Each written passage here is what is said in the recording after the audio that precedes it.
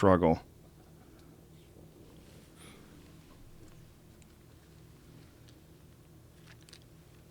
All right, ladies and gentlemen, we're live. The president's now blind. He's been staring at the sun all day, trying to see the eclipse. There's photos of it. Mike Baker, help us out. What are we doing, man?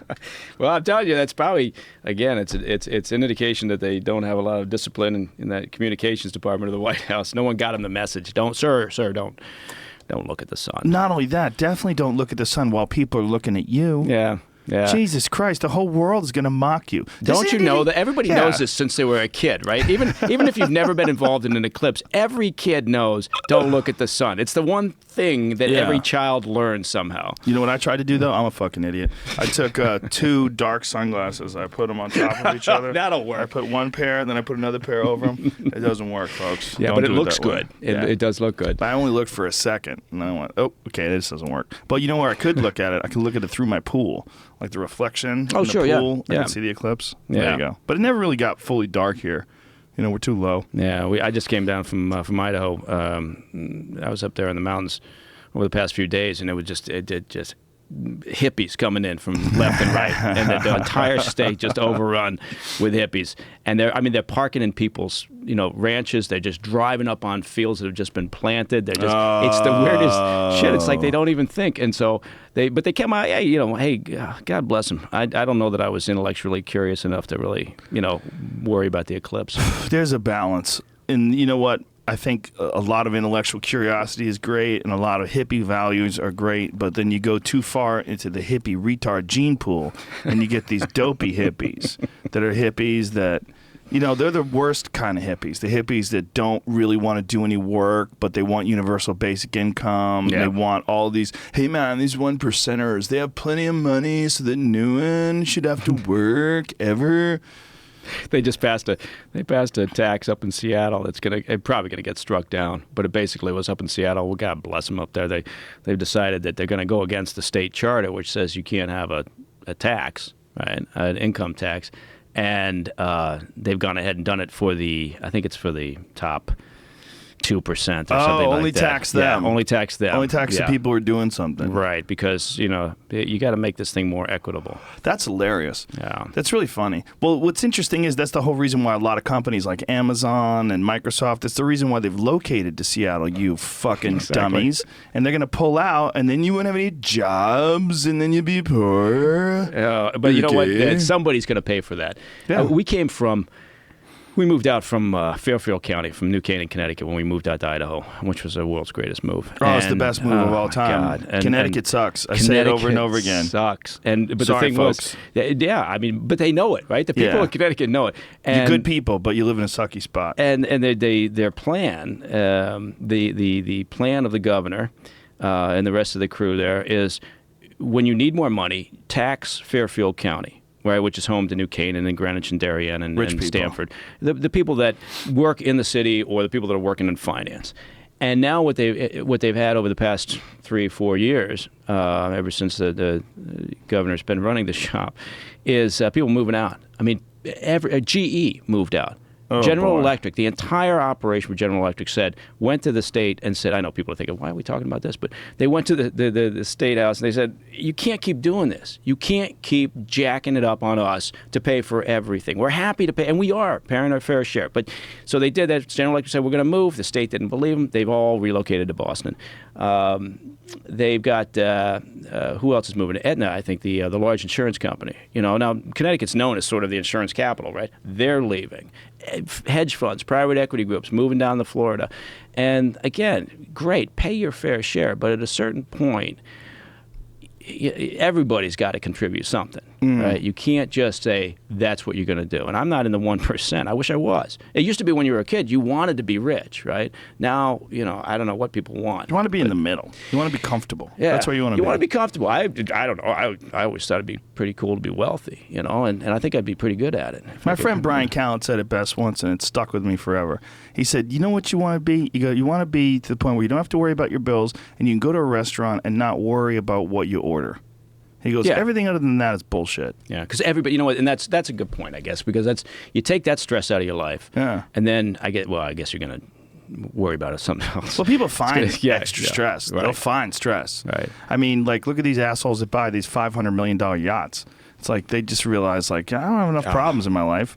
I need to buy a fucking floating city. And then I gotta hire a crew of 100 to Who work hate on me. it. Yeah, Who talk shit about me every time I turn my back. And they all want to fuck my wife. Yeah. Damn it. I gotta get in line. Yeah, I mean, that... Is the bosun's mate finished? I mean- Bosun's mate. I don't know what came up with bosun's mate. Is that a real thing? I think it is, yeah. I think there is such a thing as a bosun's mate. There's always like this like ebb and flow, right? I mean, the people that have accumulated too much wealth, especially when it comes to like hedge fund people and finance people, it's like, what are you actually doing? Right. And you're using that money to influence policy, and that policy allows you to extract more money from the system, and it gets real slippery because occasionally you guys fuck up and it crashes the whole economy. Right. Like that kind of money is like very creepy. But when you're talking about someone who's developed a legitimate product, they sell it and they're successful, they work hard, they've made something, They're sort building of a business. Exactly. Yeah. They're hiring people. They're Yeah. no. There's a There's house a balance. for sale up in the Hamptons now. There's a house for $175 million. Seems logical. Yeah, $175 million. But you know what? It's on the beach, so it's got waterfront to it. So I guess that explains the price tag. But here's the thing about that waterfront. Anybody can walk in front of your house. Yeah, that's true. That's a huge problem in Malibu. There's this a couple of that I'm friends with, and their sons surf, and they live in Malibu. They have a house in Malibu, and they were surfing in the water in front of this house. This guy comes out and yells and screams at him, get the fuck off the beach, because, he has this $10 million house right there on the beach. And they're like, what are you talking about? Like, we live right over there, you piece of shit. Yeah. And like, not only that, anybody can be on this beach. This is the ocean, you cunt. Yeah. You don't own the ocean. You don't see any private beach signs up, and for the most part, that's true up in the Hamptons. I think this actually has some private beach frontage, which again, so the $175 million seems somewhat reasonable. The Hamptons' most expensive home. God. There it is, right there. $175 million. Yeah, that's Whoa, it. Look at that. He's got a lake. He's got a lake, and then further past the lake. Wow, they all have lakes. Yeah. What look is at that? Is that freshwater or brackish water? That must be brackish water, right? I guess. That'd be pretty badass, though, to fish in your front yard like that. I wonder if the kitchen appliances convey. How big is this They probably house? do. Yeah. Is that, wait a minute, that overhead view was the entire property? Mm-hmm. Ooh, baller. You know what, though? But Here's the thing. But look at that picture, though. Does that look like $175 million in your mind? I mean, you think the whole fucking thing should be plated in gold. 42 acres. Jesus. Wow. Okay, there you go. That's what it is. Yeah. Oh, the Ford family. Oh. Ah. Oh. Well, there yes, you the go. car company. Yeah. So Hashtag balling on Mustangs. if you get, I think you're right. If you get to that point where you can entertain the idea of maybe I'll put 10% down and then I'll take the rest in a mortgage, then yeah, you probably got too much money. It reminds me of that scene in The Big Lebowski when you meet the other Lebowski, and he's in the wheelchair and his wife's offering to suck dudes' dicks for $1,000. It's like that's the kind of shit that happens. Yeah. You get a trophy wife, you buy yourself a mansion, and your days are just filled with stress. That's such a great movie. It's a great movie. Oh, God. I used to use that movie to judge whether or not I enjoyed people's opinions. Really? Like, tell me what you think about The Big Lebowski. Oh, it's fucking stupid. I didn't get it. Oh, Yeah. okay. I've talked to a lot of people. They said I couldn't make it through the first hour. And I'm thinking, oh God, how do you not find this funny? Jeez, I let my kids watch it. I mean, admittedly, the two youngest walked away, but the older one, hey, So anyway, I'm taking him fishing tomorrow morning. We're off to Alaska in the morning. Oh, salmon or halibut? Salmon. Nice. Yeah. And if the salmon aren't interested in us, we'll go after some halibut. Maybe This some is rockfish. silver salmon season right now, right? Is King. that what you? Yeah, king. king So of the you're on king, the yeah. open water. Is Yeah. that where you guys going? Well, we're going up to Ketchikan, which is a really interesting place by itself, and then we've got to take a plane out of there about 45 minutes outside of there to a little place called Yes Bay. And they have a really good operation up there. And you spend a lot of time, to be honest with you, if the fish aren't biting, then we just go hiking. I'm going to take my boy. This will be the first time for him to go up there. And it's going to be great. It's great. But I've just now emptied the freezer of salmon and halibut and rockfish from the last trip. So it's time to stock up again. But it's just a great time of year. Isn't that a great thing to have fish that you caught in your freezer that you can go back to that was only like an hour old by the time you threw it on the ice? Yeah, it's fantastic. And so and just getting up there. If people haven't been up to Alaska, get up there and see it before it melts. I don't know why I said that. I think it's going to be so fine. depressing. It'll be fine. Are you worried about it? You know what? Not in the sense that oh my God, if I don't quit driving my Wagoneer, the glaciers are gonna all melt away. I'm sure we have some impact. It's like everything else, right? The truth is in the middle somewhere, right? So I'm sure we should all do our part. But do I think we're all gonna, the polar bears are dying off tomorrow? No, but I don't know. Well, there's God definitely bless everybody with their ideas. Yeah, there's definitely some issues with polar bears in areas that have less ice. But apparently the polar bear population, this is something that I read about Canada, at least in Canada, the polar bear population is higher than it's been in years. Yeah. There's not a shortage of polar bears, but if you go over there they have hunts for polar bears. Like they pay people to take them on polar bear hunts, but then you can't bring the polar bear back to the United States. Like you can keep it in Canada. You can, if you come from Europe and you want to hunt a polar bear, you can. It's all very weird. Could you imagine trying to pack a polar bear back into the States? Jesus Christ. No, I just shot that. Really, you can see what the reaction would be. I think it's, everybody should do their part, right? There's no doubt about that. Don't be a douche. But the problem is, in part, it's like both sides, they latch onto one piece of information, right? So like what you just said, the polar bear population grow. So, the one side will latch on and say, see, there's no such thing as climate change. And the other side will find one piece of it and they'll latch onto that. And then, okay. And like I said, I'm a big believer that somewhere in the middle is where most of the truth sits. But I'm sure. I mean, there's definitely polar bear problems higher north, right, in the ice caps. And I mean, I've seen some issues where they're talking about polar bears starving up there and the lack of ice contributing to starvation deaths. And so but it's regardless, I'm looking forward to Alaska. I think it's regardless of what the hell happens to the polar bears, I'm going to have a good trip. But I think it's a beautiful state. People should get up there if they haven't been up there. It's amazing. Yeah. It's one of the rare places that you could go to in America that is like real wilderness. I mean, that is a really wild place. And you can get exactly. And it doesn't take much to get up there. I don't mean money. I just mean it's not the effort that people I think sometimes imagine it to be. Right. And so it's a great trip. Kids really looking forward to it. And it's weird that it's the United States, isn't it? When you look at the map, you're like, you're hey. Right. Yeah. You think about how it was put together. That's a fascinating story. For what that's worth, people, that's another good, interesting read, is how we cobbled this country together. Yeah. And sort of some of it was, just incredible genius on the part of some folks. Some of it was serendipity. Some of it was, short-sighted vision on the part of the Russians or the French or whatever. Oh, they fucked up with Alaska. Yeah. The Russians fucked up. Yeah. What did they give that to us for, like $50? It wasn't much money. It wasn't much, no. So I guess we got our money's worth out of that by now. Yeah. But anyway, so we'll do that, and I planned this trip. Of course, their school starts tomorrow. They're all three of them are in elementary school, so their school starts tomorrow, and I gave my kid the option. I said, "Do you want to?" He starts in 5th grade. I said, "Do you want to stay here so you don't miss the first few days of school?" And he looked at me like, "What are you crazy?" Exactly. He said, "You're an idiot." I mean, that's what his eyes said. He didn't say that to me. How old is he? He's just turned 10. He's going to learn more in the woods. Absolutely. For a couple of days. Yeah. Have a good time. Have a wonderful experience. And the grizzlies are out because, of course, the grizzlies are out looking for the salmon. I mean, and it's just fantastic. They say that's the safest time to be around them. Yeah. It's when there's salmon out. Yeah, they're just fat and happy. They don't bother you. Yeah, and so, now if something happens to my 10-year-old, then my wife said it's going to be my fault and it's on my head, and I can't blame her. That would be true. But do you pack when you're out there? Are you packing a sidearm? No, we don't, because when we go up there, and we're going up with about a dozen other guys. And they pack? And they do, the lodge does. We stay in a small little sort of, it's not, I say lodge, it's a wonderful place, family owned. It's not a fancy place at all, but it's a great little spot, and they do a great job. The guides are fantastic. So we'll have a good time, but we don't take anything with us. I mean, it's just...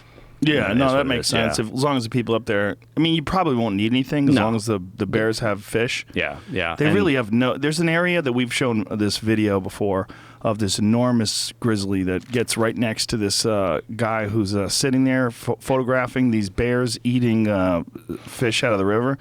And the bear literally couldn't give a fuck about him. Just looks at him and just sort of wanders off. And there's actually a statistic that no one has ever died in this area. No person has ever been attacked or killed in this one area just because it's just overrun with salmon. They're so preoccupied this time of year. But it's also, you know, you talk about how things change around the planet, and the salmon runs are, you know, really being impacted right now by a variety of reasons. You know, it's not just one thing, but.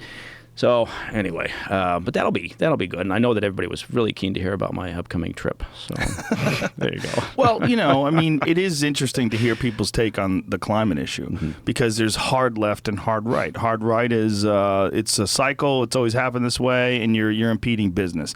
Hard left is we're all going to die, and then Miami's going to drown. I mean, and Al Gore had already predicted in that movie, An Inconvenient Truth, that we were going to be covered in water in 2014, right? Wasn't it 2014 they were predicting that the ocean levels were going to rise to the point where we're going to have to start evacuating some of the coastal cities? That's right. He missed that one just by a little bit. A little bit. Yeah. But he came out with another movie. 12 people saw that. More Inconvenient Truth. Yeah. And nobody has watched it, I don't think. But it's, Did you see Bill Nye when he was on Tucker Carlson's show? No. It was very interesting. Really? It was very interesting. Because Bill Nye, who's not really a scientist. No. What is he? He's an engineer. He's an engineer. Engineer, that's right. Yeah. Which is, you know, still gotta be smart. discipline-based. You have to be smart. But, you know, he calls himself Bill Nye, the science guy. He's, by the way, he has an undergrad degree. It's not even doesn't even have a PhD. Hey, I or got an one MD. of those. Yeah. And they were talking about climate change, and Tucker Carlson said, "I'm willing to absolutely believe that people have an impact on climate change." He goes, "But can you tell me how much?" And then Bill Nye kind of got flustered, and you know he got like a little confrontational, a little defensive. It was really kind of interesting because Tucker kept pestering on him. Like, we're talking about science, so I would like you to tell me how much of an impact have people had? What are the numbers? Is it a narrow range? Can you give me a narrow range? Nothing. Yeah. It's just what he does is he publicizes science for his own personal benefit. Right. He has that terrible show on Netflix, Bill Nye Saves the World. Yeah. Bitch, you're not saving shit. Yeah. Okay? You can't call your show Bill Nye Saves the fucking world. You're not saving the world with this crazy goddamn song about gender. And he has. Oh my God! Yeah. Did you see that? That was stunning. Yeah. What in the who the fuck greenlit that? Yeah. Like, I love Netflix, but hey, a little quality control is not a bad thing. Let's have somebody on set to go, whoa. What in the fuck is this?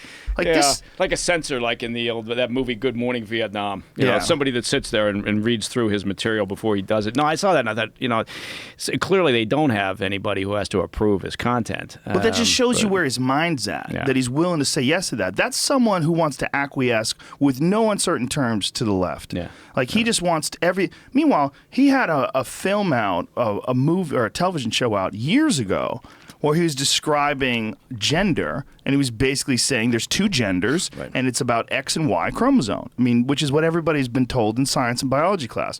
Then he has this show just a few years later where now the tide has turned politically, where this is such a weird subject about gender and sexual identity and gender identity. Oh my God. And so he's got these songs about, you know, like what that lady singing that song, like, hey, this is fucking terrible. Like, all you're doing is just like the same thing as President Trump staring at the sun. Yeah. All you're doing is setting yourself up for ruthless criticism that's going to diminish any potential legitimate point that you actually have. But I will say this: I don't think he really got pilloried for it. Right? I mean, nobody really.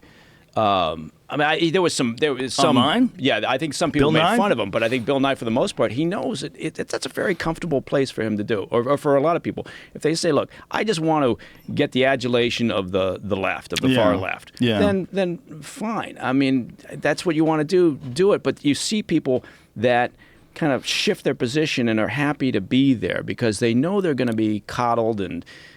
So I get why he does it, because it's a base of it's an audience that he knows is going to stick with him as long as he says the right things. Yeah. And apparently he doesn't really give a shit about science, so he's happy to say anything. Well, I think he does give a shit about science, but I think he gives a shit more about people liking him and fitting in with this crowd of people. There's a weird thing that's going on in science, and there's nothing like science is fantastic. It's critical for our civilization. I'm not a science criticizer. But there's a weird thing about people that are a part of science, where their own egos and their own need for positive affirmation sort of supersede any critical thinking. So there's certain subjects that cannot be discussed. There's certain things that, like, they're almost like it's almost like science religion. You know, so there's certain subjects that aren't even open to scrutiny. Well, I think that's right. And I think part of it is also we have gotten to a point where you can't, and I don't know how you walk it back, but you can't have conflicting ideas in the same statement or the same sentence. And things conflict all the time, right? And you can have truths that collide with each other and don't necessarily make sense. So, but it seems as if now everything has to be in absolutes, right? And whether it's climate change, so you can't say, you know, if you just have this middle of the road, you know, discussion where you say, well, look, of course, you know, humans, I'm sure, have some impact. I don't know what that is, and you know, this is a problem, and we do have to do our part. And we do have to work to try to be the best we can be. But that's not good enough. You've got to be you know, sort of totalitarian about the whole issue, and it's not just that. It's any argument. It just seems as if, and it's not just the millennials. I'm not one to you know, beat on, you know, the young kids or the generation of whatever we want to call them nowadays, because I know a lot of good kids that are out there that are working hard or they're in the military, and it's a fantastic, you know, group of folks. So I think we're just fine in that regard. But there does seem to be something about each successive generation, and we've gotten now to a point where people have a hard time processing this dissenting opinion idea, and that starts to shut down debate, and it starts to shut down the idea that you can have a discussion about science where you have, you know, these conflicting ideas, and how do you resolve them? That used to be the whole concept about science, is to test theories and come up with what works. And anyway, what do I know? I think it's because we're attaching egos and personalities and virtue signaling to the actual hard data itself. Like here's the thing that we should all be concerned with: pollution. We should all be concerned with human waste. We should all be concerned with the damage that we're doing to our water, the damage that we're doing to the environment. There's a host of different things that human beings are involved in that are creating irreparable harm to the environment. We should absolutely be concerned with that.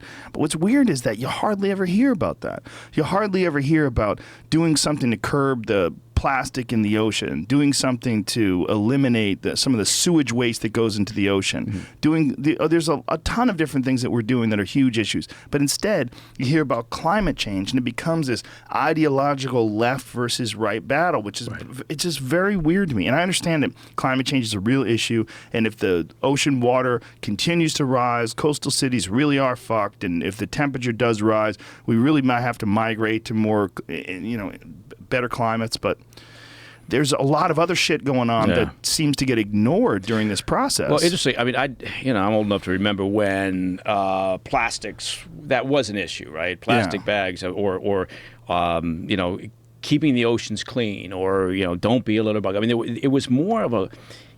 It was things that you could accomplish, right? It was things that you could do, the community could do. So you would have these community drives to pick up trash, or to not use plastic bags, or to whatever it is. And it was stuff that you could do, and you could see some results, and you felt good about it. And you know, who knows? Maybe we've gone past that now. And so now that's not good enough, because, you know, now we've got to save the planet. Well, you save the planet these little steps at a time, right? If every community says, well, I'm sorry, I can't do anything about the polar bears, so fuck it, I'm just going to worry about myself. But if you bring it back down to those little things, like you were, you know, maybe implying, then I think we're better off, right? And eventually you do make a difference. But if all you do is talk about climate change and save the planet, people just get overwhelmed. It's like a lot of other things in life, and you just think, fuck it, I'm just going to focus on other shit. But it's just so strange that climate change has become this weird ideological debate between the left and the right. And when it comes to plastic, there's a solution that's been around for years for plastic. There's biodegradable hemp plastic. It's existed for a long time. If they just legalize hemp farming nationwide federally, let people grow hemp in mass quantities, you could turn that into plastic. You would never have to worry about water bottles again. You would never have to worry about garbage bags. You would never have to worry about anything, because it's all be plant-based plastic, which is real, biodegradable. You put it in the ground, it becomes dirt. There's nothing wrong with it. So what's the holdup? Well, federally, hemp has been illegal since the 1930s. Yeah. That's what it is. I mean, and all that goes back to William Randolph Hearst, conning people into making it illegal so he didn't have to switch over his paper mills from wood. That son of a bitch. That son of a bitch. Yeah, Hearst. That's right. I forgot. You know, he's the guy who did that. Yeah. Wow. It's amazing. Him and Harry Anslinger, and what they did is they organized an actual campaign against hemp as a commodity by demonizing this thing that they called marijuana, which it wasn't even the name of cannabis at the time. That marijuana was a name for a wild Mexican tobacco. They applied that name to cannabis to say that there's this new drug that's making Mexicans and blacks rape white women. And he was a piece of shit, that William Randolph Hearst. Yeah. And he printed all these articles in his papers, and they made Reefer Madness and all that stuff, all those movies that they made back in the day. Have you ever seen Reefer Madness? Oh, it's wonderful. It's great. Isn't it a good movie? It makes me want to get high. Yeah. And then, of course, they made Citizen Kane, and that turned Hearst into a household name and a relatively benign character. Yeah, Orson Welles. Yeah. I wonder what he did to Orson Welles. He must have fucked with him a little bit, don't you think? Yeah. Interesting. When did that movie come out? Citizen Kane came out in... Long time ago. Yeah, people are like, why are they talking about I want to say it was Kane? the 50s. Oh, it was earlier than that, I think. Was it? Yeah. Was it? 1941. RKO Pictures. It's a great movie. Yeah. Still to this day, it's a great movie. I watched it on an airplane. I couldn't believe it. capsule. I was on an airplane not too long ago, and I was looking through the movies, thinking, am I going to watch anything, or am I going to... I don't know. Did not. And Citizen Kane was on. I couldn't believe, which was strange. It was right there in the middle of all these typical Marvel and DC Comics movies that you would expect on a plane. That's odd. So I started watching it, and the dude next to me in the seat next to me kind of starts. You can tell when someone's watching your screen, right? And right. Looking over there. Finally, he taps me on the shoulder. He says, "What are you watching?" And he was, he was probably a couple years younger than me, but not much. And I said, "I'm watching Citizen Kane." Never heard of it. You never heard of it, which I guess no big deal, fine. But Jerry Lewis died, and people are probably saying, "Who's that?" He's like probably one of those dudes at the gym that talks too much. Yeah, he's one of those guys that comes up to you while you're benching. Hey, bro, let me ask you a question. Am I doing this right? Or even worse, they go, "You should drop your shoulder a little bit when you do that." Oh, those fucking guys. Because what you'll do is you'll stress that, and then that'll be better for you, and you'll. Okay, thank you. I love those guys. Yeah. They use big words. Try to convince you they know what they're talking about. So speaking of Citizen Kane and Orson Welles and conspiracies, last night I rewatched the episode of Geraldo Rivera's Good Night America when they introduced the Zapruder, because Dick Gregory just died. Yeah. They introduced this Zapruder film to the American public 13 years or 12 years after Kennedy's assassination. And then I went and read that paper, the articles that was printed a couple of weeks ago that you even tweeted about it, about the CIA questioning the official story of the JFK assassination. Yeah, that was interesting, wasn't it? Yeah. Zapruder as film, a CIA guy, what do you think about that? Well, first of all, that Zapruder film, that's the most watched piece of film in history of film. Is it really? Which is really interesting. But it was interesting that as typical with a lot of these things, the headline doesn't necessarily actually match once you get into the body of the story. But the idea being that the agency had some concerns over the idea that perhaps Cuba was behind the assassination, or the Russians to some degree, or working more likely in a combination of the two.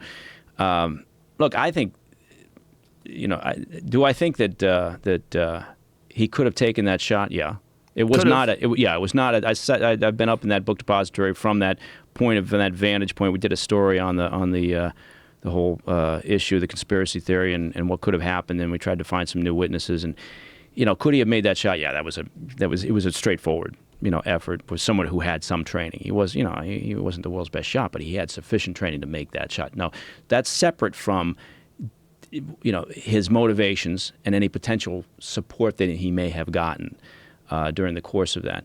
And, I think that in his mind, he genuinely felt that this was going to get him into the revolution, right? That he had had a very unhappy experience in Russia when he was over there living, came back, saw what was happening in Cuba, desperately wanted to be part of that, took an unexplained trip down to Mexico, which could well have been in an effort to find somebody who could support his desire to take some sort of action, whether he had formed in his mind that's what he was going to do at the time or not.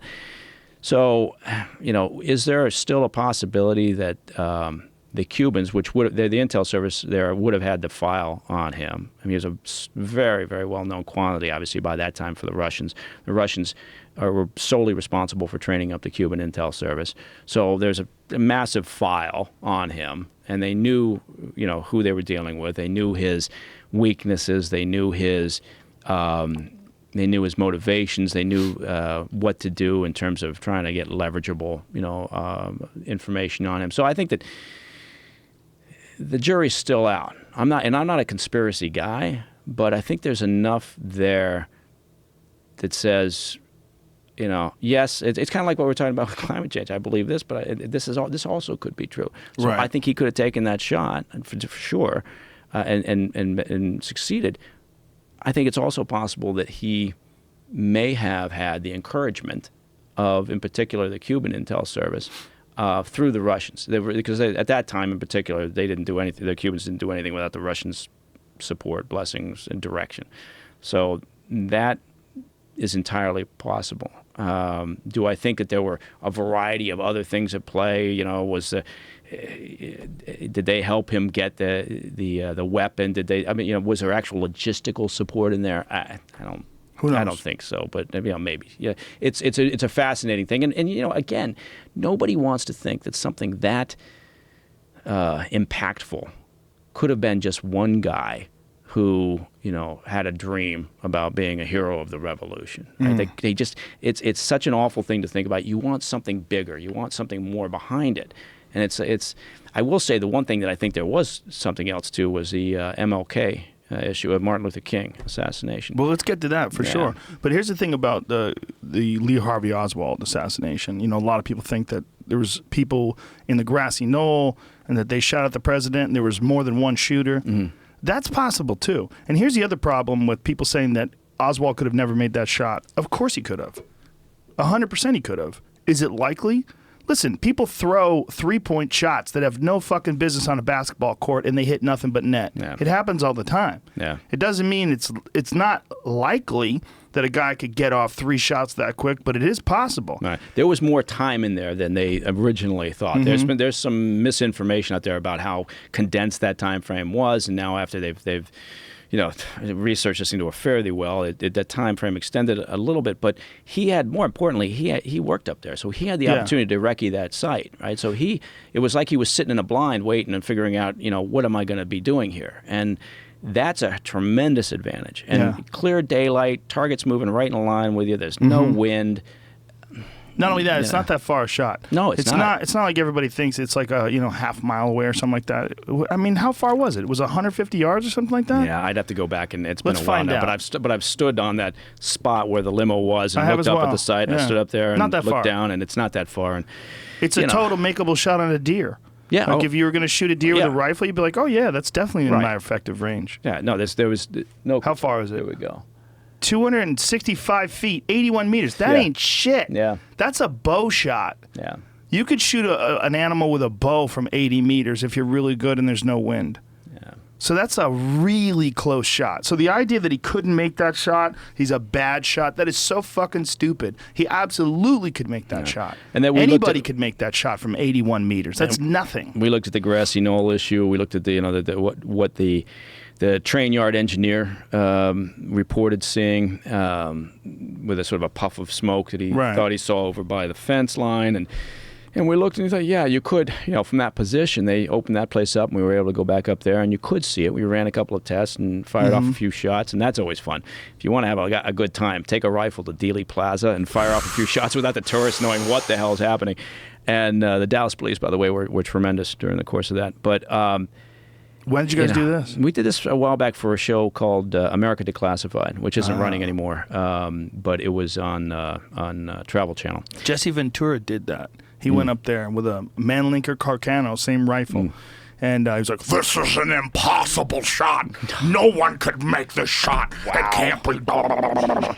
Can't be done. And I love Jesse. I think he's awesome, but I'm like, he wants everything to be a conspiracy. Right.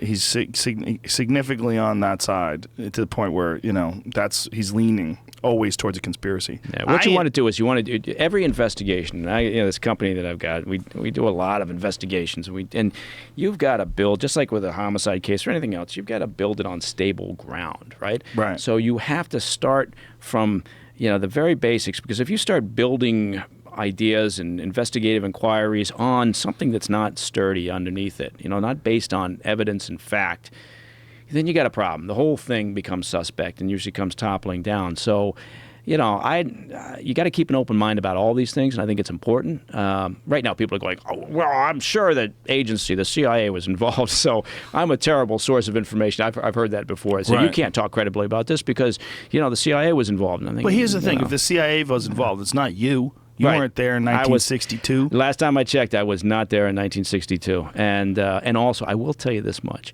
Or was it 63? It was 63. 63. If the agency had been involved, this is the honest to God's truth, there's no way that secret is still kept.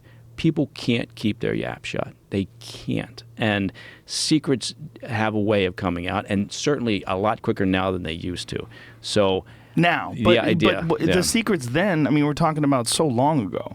How much, we're talking about more than 50 years ago. What would get out? It's like the D.B. Cooper issue. My biggest reason for believing D.B. Cooper died and his chute is hanging off a tree, and that's a vast wilderness up there, is that people just, they can't help themselves. At some point, people talk, or somebody talks, somebody associated with, or somebody nearby, or somebody involved, or somebody on their deathbed, or somebody says something they shouldn't have.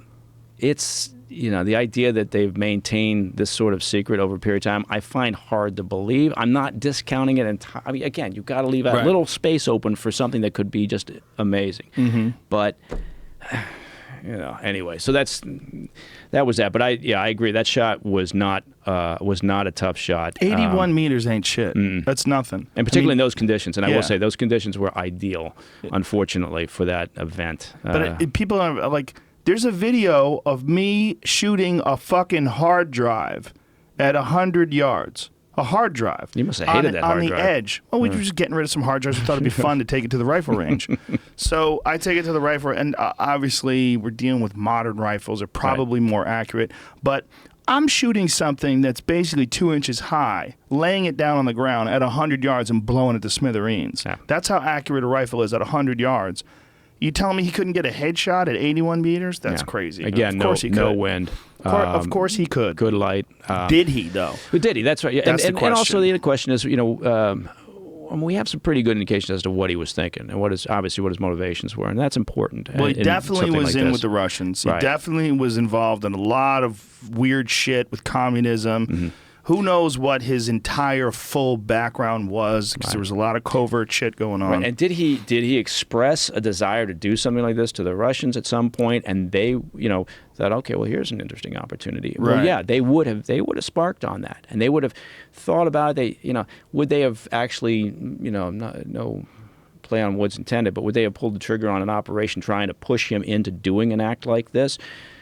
Maybe. No, indirectly through the Cubans, exactly. Especially if they thought, this crazy fuck might go ahead and do this for us. Yeah. So, and this is after the Bay of Pigs. People have to realize there was a lot of people pissed off at Kennedy. We lost a lot of people. Khrushchev hated everybody. Khrushchev hated Kennedy. Yeah. And Well, that infamous video where he's banging his shoe down on the table, "We will bury you." Yeah. Yeah, no, it was the environment was right for them. And again, the Russians, it shouldn't be any surprise to anybody when you talk about what they did during this election. They've been doing this forever. You go back to 1940s and the Russians were, spending a lot of time, effort, and money here in the States trying to keep us out of the war back before Hitler invaded Russia and when they were allied with the Nazis still.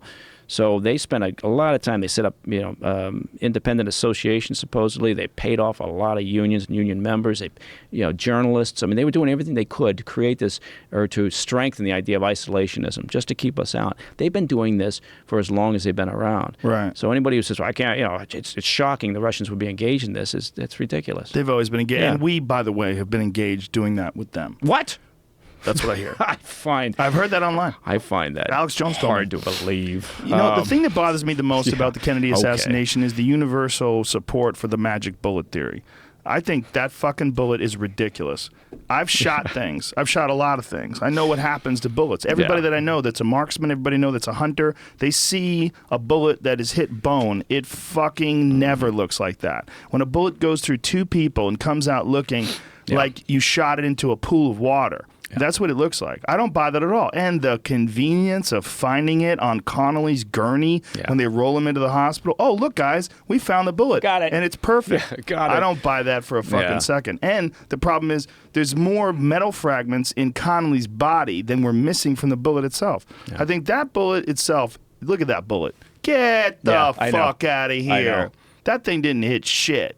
No, that's exactly right. I've argued with this with people that have never shot guns, and they go, well, actually, it's proven. They broke bones. Yeah. When a bullet breaks bones, they get fucked. Well, it's a jacketed bullet. When a jacketed bullet breaks bones, it gets fucked. Yeah. You're talking about something that's going, I mean, how fast does a bullet from that rifle go?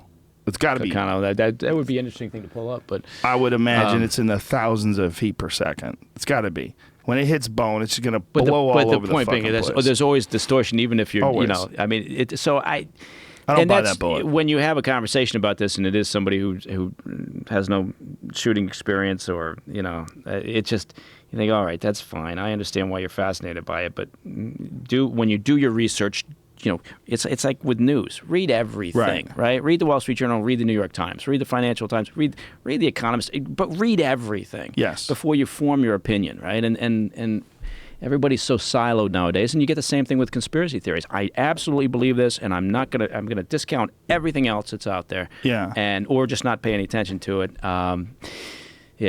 But it's hard to say. And here's another thing: the magic bullet path. People are like, well, how is that possible? Well, let me tell you something. That's the most believable thing about the magic bullet theory is the path of the bullet, because bullets do wacky shit when they hit bone, and you can't predict it at all. I know a guy who in Iraq, they shot a guy in the head from the front, and it went out his eyeball. The bullet came out of his eyeball back forward. Yeah. It ricocheted inside of his skull and came out his eye. Yeah, you can't. I mean, again, you can't. You're right. You can't predict it. They'll try to model these things and figure out a way. But there's an unknown there, and so I agree. I mean, I think that again, it's one of those things where it's never going to get resolved, and it's going to continue to live on because it was such an important event in the history of the country. And B, I keep coming back to that same thing. People don't want to believe that really awful shit can happen sometimes in a very simple, straightforward way. And so it's much easier to think it was a broad-based conspiracy. There were lots of moving parts. Sometimes bad shit happens, and it's just as simple as it seems. That is possible. Conversely, people don't like to believe in conspiracies, especially when it's involved in an assassination of a president. Right. The reason why they came up with the whole magic bullet theory in the first place is pretty shady. In fact, the reason why they did is because the guy got hit by a ricochet underneath the overpass.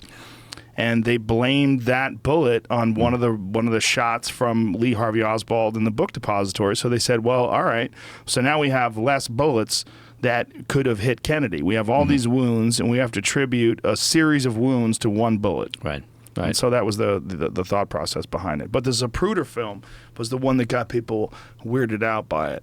But I'll tell you what, man, I've watched that film a bunch of times. And one of the things that don't jive is if he did get hit from the front, his head goes back to the left, why does the blood spray out forward? See, it's weird the way the impact of the blood is. It's like the blood sprays forward and then his head goes back into the left. It could have possibly been that he was hit from the front and the back at the same time. That's entirely possible. I mean, that is a tactic you would do, right? You would roll someone into an area where they would be in a crossfire and they would get shot from both sides. If they came in, if the grassy knoll was in fact a second site for a shooter, then by the time it hits that corner and starts its path just before the shots were fired from the book depository in Oswald, if you're going with that, if you had another shooter up on the grassy knoll, you're basically looking right at the front of the vehicle, and because of the way that it's positioned and the knoll's kind of turned, and then it's just that there's not a lot of concealment up there, right? And they had the fence, the picket fence. It's not the original one that's there anymore, but it's basically in line with it, and there's plenty of pictures of the previous fence that was up there at the time. And you did have the train yard engineer report sometime after the fact that he saw a puff of smoke, that he wasn't quite sure what that was all about, and he'd seen a couple of people back there. So that's an interesting thread to pull on, right? And I think that it's been researched ad nauseum. Doesn't mean you couldn't still find something. Right? It also doesn't mean anybody's going to really find a conclusion after the fact. Right. Especially today. Yeah, no, and that's right. And it's like everything else as time marches on. You lose witnesses, you lose people that were there on site. And then even witnesses. When someone gets shot, especially when the president gets shot, not credible. You'll have 5 different stories from 5 different people, and gunshots heard from the moon. Nobody knows what the fuck's just happening. from a robbery, just from a street crime. Accident. Yeah, a car accident. You say, what did you see? If you separate people out, you're right. You get 5 different versions from 5 different people. Yeah. And so eyewitness accounts tend not to be particularly credible, Yeah. and you've got to you've got to take them, and then you've got to match it up with other information you can pull together forensically. But it is fascinating. Who knows where it's going to. D.B. Cooper's back in the news a little bit. Because, is it really? Yeah. They've initially it was because the Bureau was saying, okay, we're closing this case, and then there's some talk now over the past day and a half, 2 days, that they might have found something up in the wilderness that might be a piece of the chute that he had. And I know really? they haven't bottomed that one out yet. D.B. Cooper, more new evidence of parachute believed found. But how do they know that's his parachute? Yeah. The thing about, it could be, but the thing about something that's that long ago, we have to realize how many people die in the woods every year. Oh yeah. And when you come out the back of that plane, good luck. Yeah, and also he was in a suit. He was wearing loafers. He lost his shoes, so he hits that wilderness. He hits those trees, and it was cold that night, and it was wet, and there's going to be a manhunt on in the morning. No, he had his parachute, and he had the bag with the money. They'd given him money. That's it? So that was it. And so no wilderness gear at all? No. Well, not that they know of. Who knows? Maybe underneath his business suit he was wearing something, but how much could he be wearing? Think so. And what was the time of the year? It was late in the year. I think I'll have to go back and check again, but I think it was November. And what part of the country? Up in the wilderness up in Washington State. Oh, he's dead. The night before Thanksgiving. Before Thanksgiving? Yeah, that guy's dead. Yeah. It's just you're not going to make it. You got to make your way out of there, and it's nighttime, and you know that, and there's going to be a manhunt starting. You don't even have a shelter. No. Les Stroud wouldn't survive up there. So, but there's been all sorts of theories. Oh, he jumped out, and then some people met him. Well, maybe. I'm sorry. Yeah, exactly. Good luck finding him. Right. How are you going to be able to be? No, that's what's so silly. People jumping out of an airplane with no GPS. The odds of finding that guy, he doesn't have a flare. Yeah. Like what does he have? How are you going to locate him? Yeah, you're going to just find him in the woods. That's why I think this. And there was some talk. Well, because some of his money was found, after the fact, stacked in a little part of the river that seemed unusual. Right. It seemed like it would have had to make a pretty amazing journey from the wilderness down through the stream system out to the river, and then be found on this sandbar, and it was all stacked one on top of the other. But it had the serial numbers. Oh. And so there was some thought that, how did that get there? Did it naturally just float down there and end up on this sandbar and covered in sand, and eventually it was found by some kid that was on a picnic? Whoa. I wonder if you spent that money slowly. How long would it take before you get busted? Yeah, it was $200,000 back in the day. Just a little bit here and there, you know? Buy a bicycle, seems good. Buy a TV, no one say nothing. But buy a bicycle. He's a little kid, pedal my way to California where the parents weather's come nicer. in his room. He's got a 50-inch TV. What the fuck's going on here? You don't even have a job, you little punk. DB, what the hell are you doing? Where did you get that transistor radio? Well, if it's a kid who found it, I'm sure. Oh, I see what you're saying. Yeah, DBs. Yeah. No, he reported. The kid was with his family, and he reported finding it immediately. The Bureau went out there and dug up the entire area, and in a fairly large effort, trying to figure out, was there more money there? How did it get there? Run all sorts of tests. I think if they found his money, he's dead. Yeah. He's not going to jump out of a parachute and then leave the money Well, there behind. was some thought that maybe he was doing it as a ploy, right, to kind of distract and think, okay, he's dead because the money's there. Right. But again, it falls into the category of, it's never going to be resolved, I don't think, and it's a fascinating story. It's America's only unsolved hijacking. Am I right about that? I think I am. It's America's only unsolved hijacking. Was it all the money? Did they find all of it, or what percentage? No, it was just a small amount. It was not a large amount. So he did not. If he planted it there, he was smart enough not to put it all there. Yeah, that's a weird story. That D.B. Cooper one's a weird one because a lot of people they tend to look at him like some sort of a folk hero. But there was a connection with him. That they were thinking he was this guy who had shot family members, had murdered family members, and then went out and did that crime. There was some suspect that was on the loose from some sort of a homicide that they connected to the D.B. Cooper case, and they thought that somehow there was a potential that they were related, that it was the same guy. Yeah, he loses some of his charm if that's the case. Yeah. Right? If he's just a guy that's, thinking I'm going to hijack a plane for some cash and Where'd he disappear. get the money? Where'd the cash come from? They brought it on the plane. They landed, and then they gave him the money? Yeah, they got the crew, passengers and most of the crew off of there. And then everybody was in the cockpit with the door closed when in the old days, the back door would open up, with steps, and he went out the back door. They had a back door indicator, which is how they kind of sensed about where he would have gone out. And anyway, I sound like a D.B. Cooper. How high was he up there when he jumped?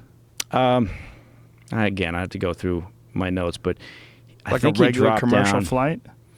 No. They dropped down to, I want to say about 10,000 feet. I can't remember. Still pretty fucking high. But they're not really sure because the door came down. He could have been in there for any period of time, and he had instructed them to drop down. I forget, again, what altitude he was at. But, it's amazing that these things continue to go on. And we love mysteries. We love mysteries and conspiracies, and which is why the new Trump administration is so interesting. Well, he loves conspiracies, doesn't he? He believes a bunch of crazy ones. Like he was just retweeting that one about what was the general that they attributed to? Yeah, Pershing. Yeah, dipping the bullets in pig's blood. Yeah, and there was never an attack, Islamic attack in 35 years. That's not even a true story. No. But again, who? Why? Why are you doing this? Why Who's are you telling him talking that? about this? Just stop. Yeah, there's no. Look, I didn't vote for him. I didn't vote for her. I just thought we could have done better in a country this size, right? I'll tell you one thing he's doing. He's fucking it up for future idiots. Future idiots. Oh, they're doomed now. I don't know. I would not underestimate our ability to hire somebody worse. Do you think there's never going to be someone like? Maybe there'll be like a new version of him, like someone like him, but they dial it back a little bit. Yeah, maybe so. I just think people always say, "Well, this will be a course correction, and we're going to go back to having really respond." And I'm thinking, "What? This is America. Don't imagine that it could actually get better in that regard. We could be even more dysfunctional from a political point of view." But well, what's weird is I was watching this interview today where this guy, this fucking pencil-neck dork, was supporting Antifa violence and saying that the only way to fight against fascism is violence. And I was like, oh, Jesus. And then there was this other guy next to him who was saying, no, that's not true. The way you fight it is with a peaceful protest like just happened in Boston. Like, that's the best way to handle it, where there was... I want to say there was more than 100,000 people in Boston, wasn't there? How many people in Boston came out? Let's see if we could find that out. And it was completely peaceful. And I think there was like 400 retards with KKK banners. Yeah, it's a small group, right, of assholes. And you think, okay, but here's the thing. This is where the President Trump is just such a, he's a great case study. At some point, I'm sure people are already, writing up their grant proposals to do a study on his psychology. But, you look at the First Amendment and you think, if you like the First Amendment, then you got to be all in, right? It's not like you can say, and that's the kind of the beauty of this country. Right. You got to let the douchebags speak, right? Right. And that's what it is. It's speech. But we've gotten to the point where now words, by some folks, are viewed as violence. Words aren't violence, I don't think. This is just my own personal opinion. Words aren't violence.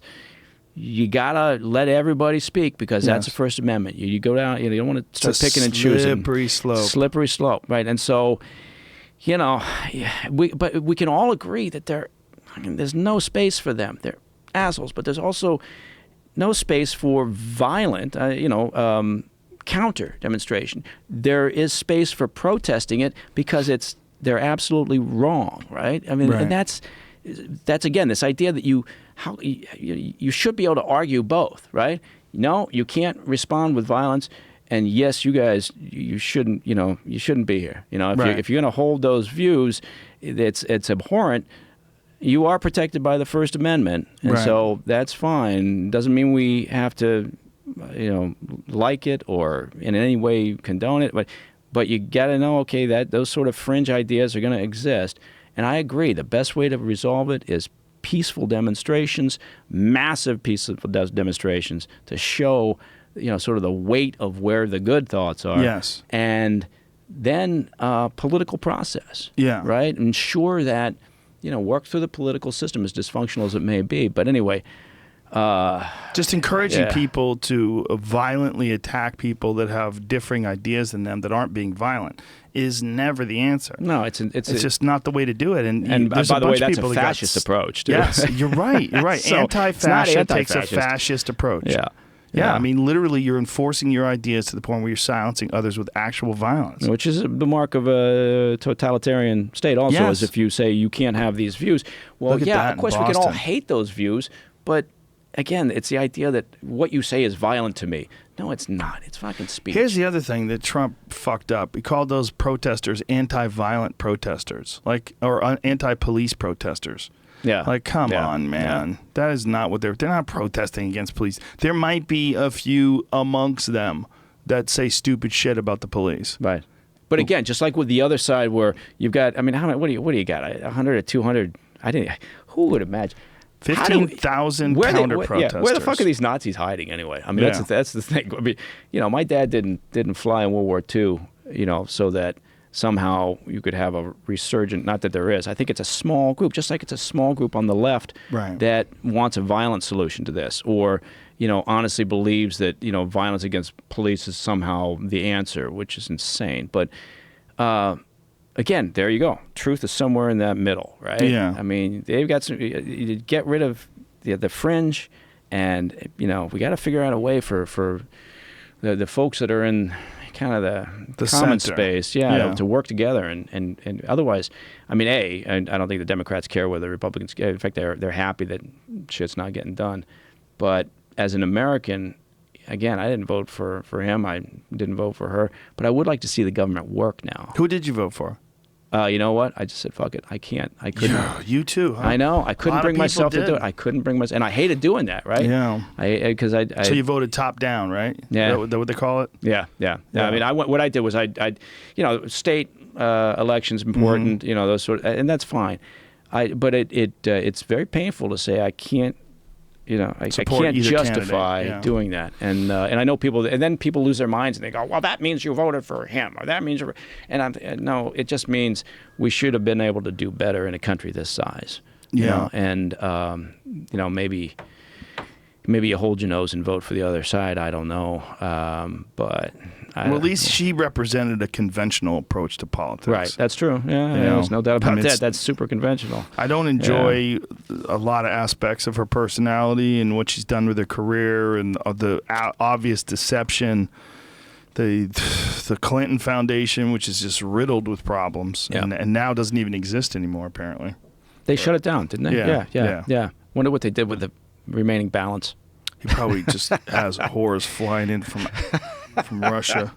What are we going to do with this? We got all this money. We got to transfer it somewhere. Well, there's got to be a place to store it. Here, let me put it in my pants.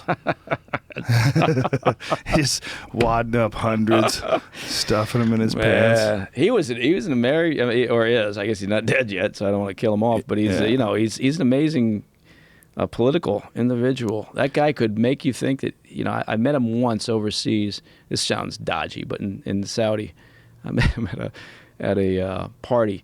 It does sound really sketchy. And so, but he had that ability, right? Now, again, I wasn't a fan necessarily, but you just want, whichever administration's in charge, you want it to work. You want for the country to move forward.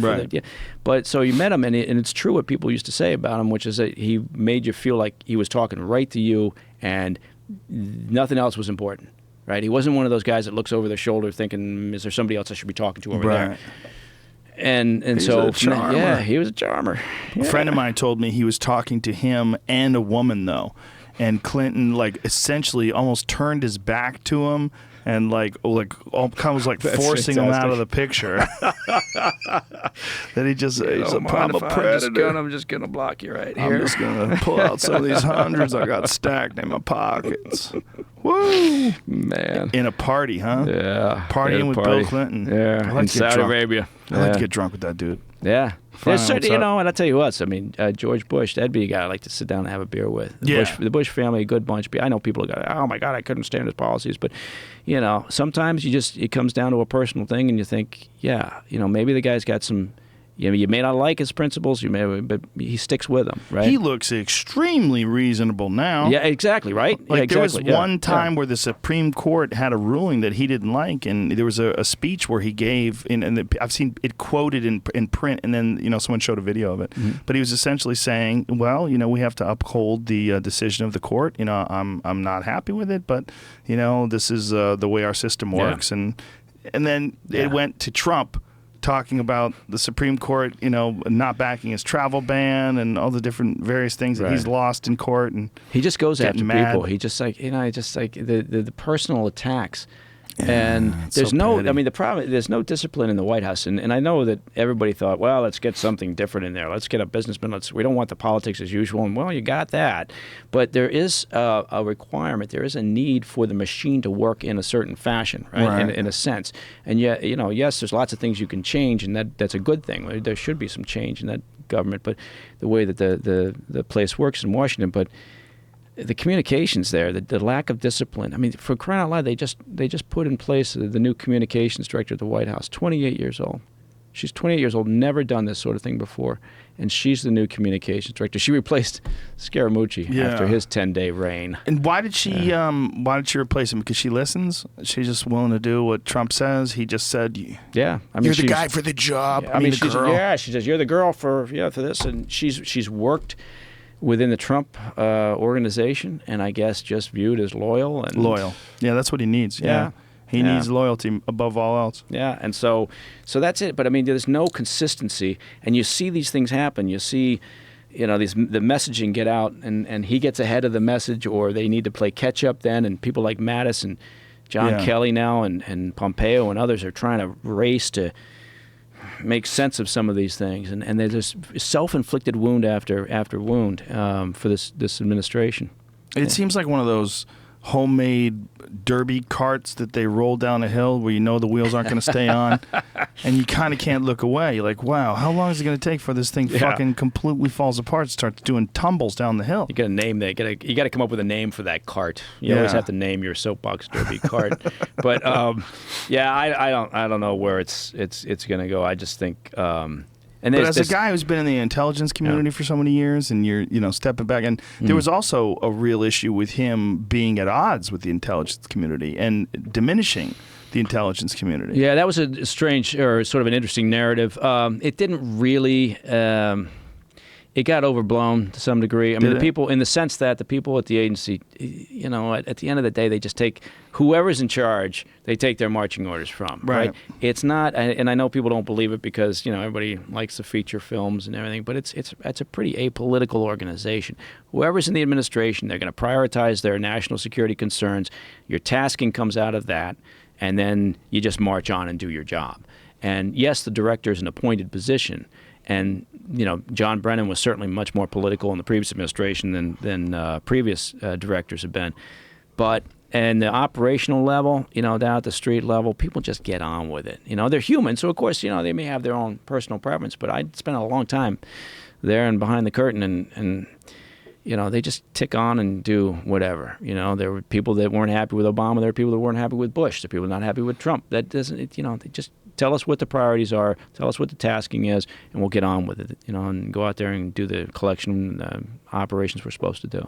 It just seems like there's no one person that's ever going to be able to fill that position. It seems like that position also gets bigger and bigger, like the responsibilities get bigger and bigger. I mean, the presidency. Yeah. It seems to me that at this point in our history, the history of our society, we kind of have to look at that position and wonder whether or not it's even logical to give so much power to one person. Yeah. But it's like But what would you do? I mean, how do you? Good question. Yeah, how do you create a Council of Elders? Council. That's right. Everybody sits around like a hand-carved desk in an underground lair. Yeah. Makes decisions. That sounds Big pretty oval. good. Yeah. Oh, I like it. Yeah. It could be like the Knights of the Round Table. But Yeah, I think yeah, it's you know what? I don't know. I think Virtuous people. doing a by committee. I wonder if the founding fathers. Yeah, I'm sure there's been all sorts of reporting on that. I just never read it. But the founding fathers, if they considered that as an option, probably not. But I wonder if some they sort of consider committee. the kind of population growth that we've experienced. Yeah. The real problem with the founding fathers is, as brilliant as they were, there's no way they could have ever seen the internet coming. And this is Nor could they have seen the people wanting to stay in Washington for 36 years or 42 years and become career politicians. They were all just interested in doing their duty and serving the way they were supposed to or they felt obligated to, and then getting the hell out, right? Getting back to the farm or whatever their job was, because nobody wanted to stay in Washington for any longer than they needed to. So, yeah, you're right. Could they have foreseen all? No, definitely not. And so, does that mean?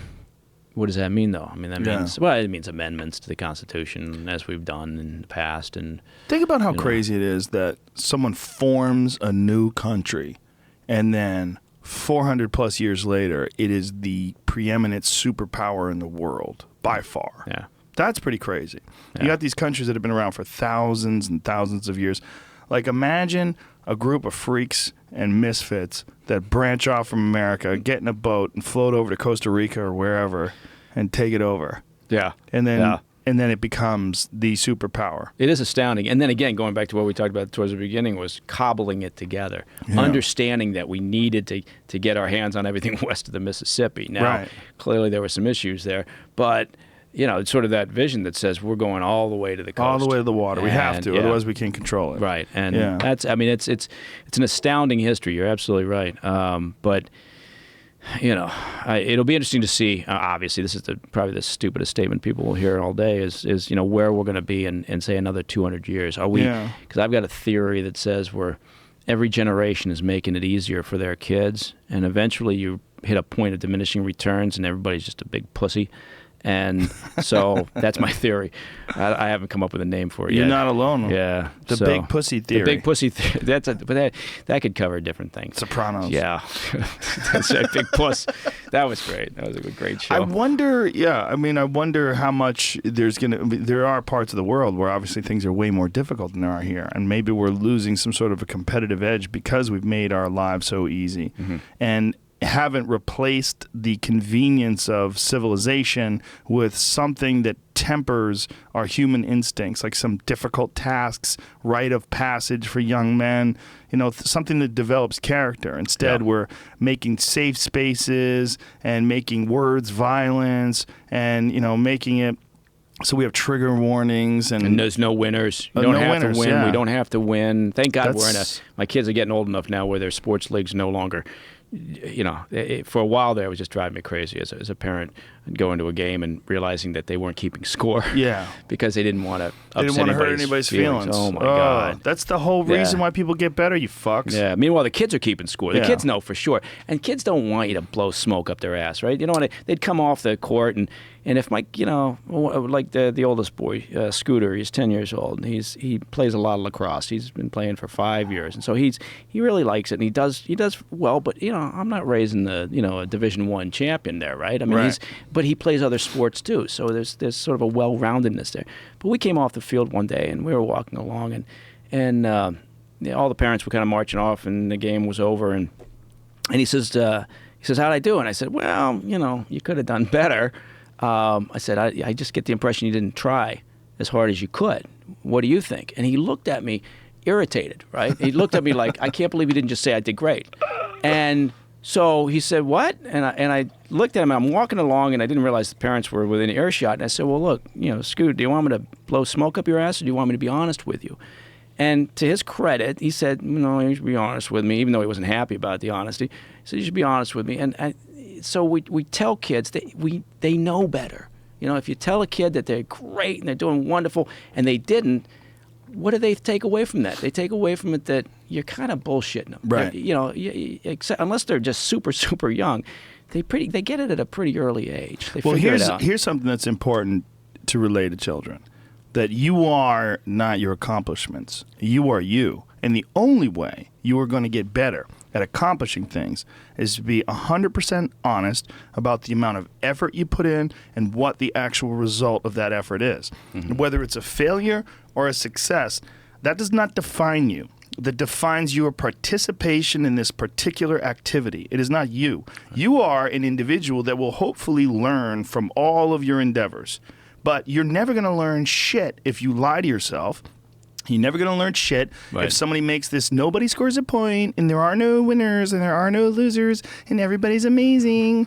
That's not good. Because it's a good voice, by the way. It's not good because there's going to be people out there that are fucking driven and psychotic, and they're going to get ahead. There's people that are task-oriented and goal-oriented, and they have an idea ahead of them. Going to try to figure out how to make this happen. They have a goal. They want to reach it. And if you're competing with that person in any form of life, and they're not burdened down by the bullshit that we give so many kids today, they're going to have a massive advantage. And this idea that this kid who's been coddled and treated like he's always going to be a winner, that somehow or another they're going to be happier is fucking crazy. No, if that kid can't process what's true and what's not, and the kid can't process criticism, right? Constructive criticism, right? You don't just stand there and berate your kid, of course not. That's just as bad as the other thing. Yeah, no, absolutely. The guys that stand on, everybody's seen them, right? The dads or sometimes the moms that stand on the sideline and berate their kid because kid's jeopardizing his scholarship to some D1 school. Yeah, morons. But no, I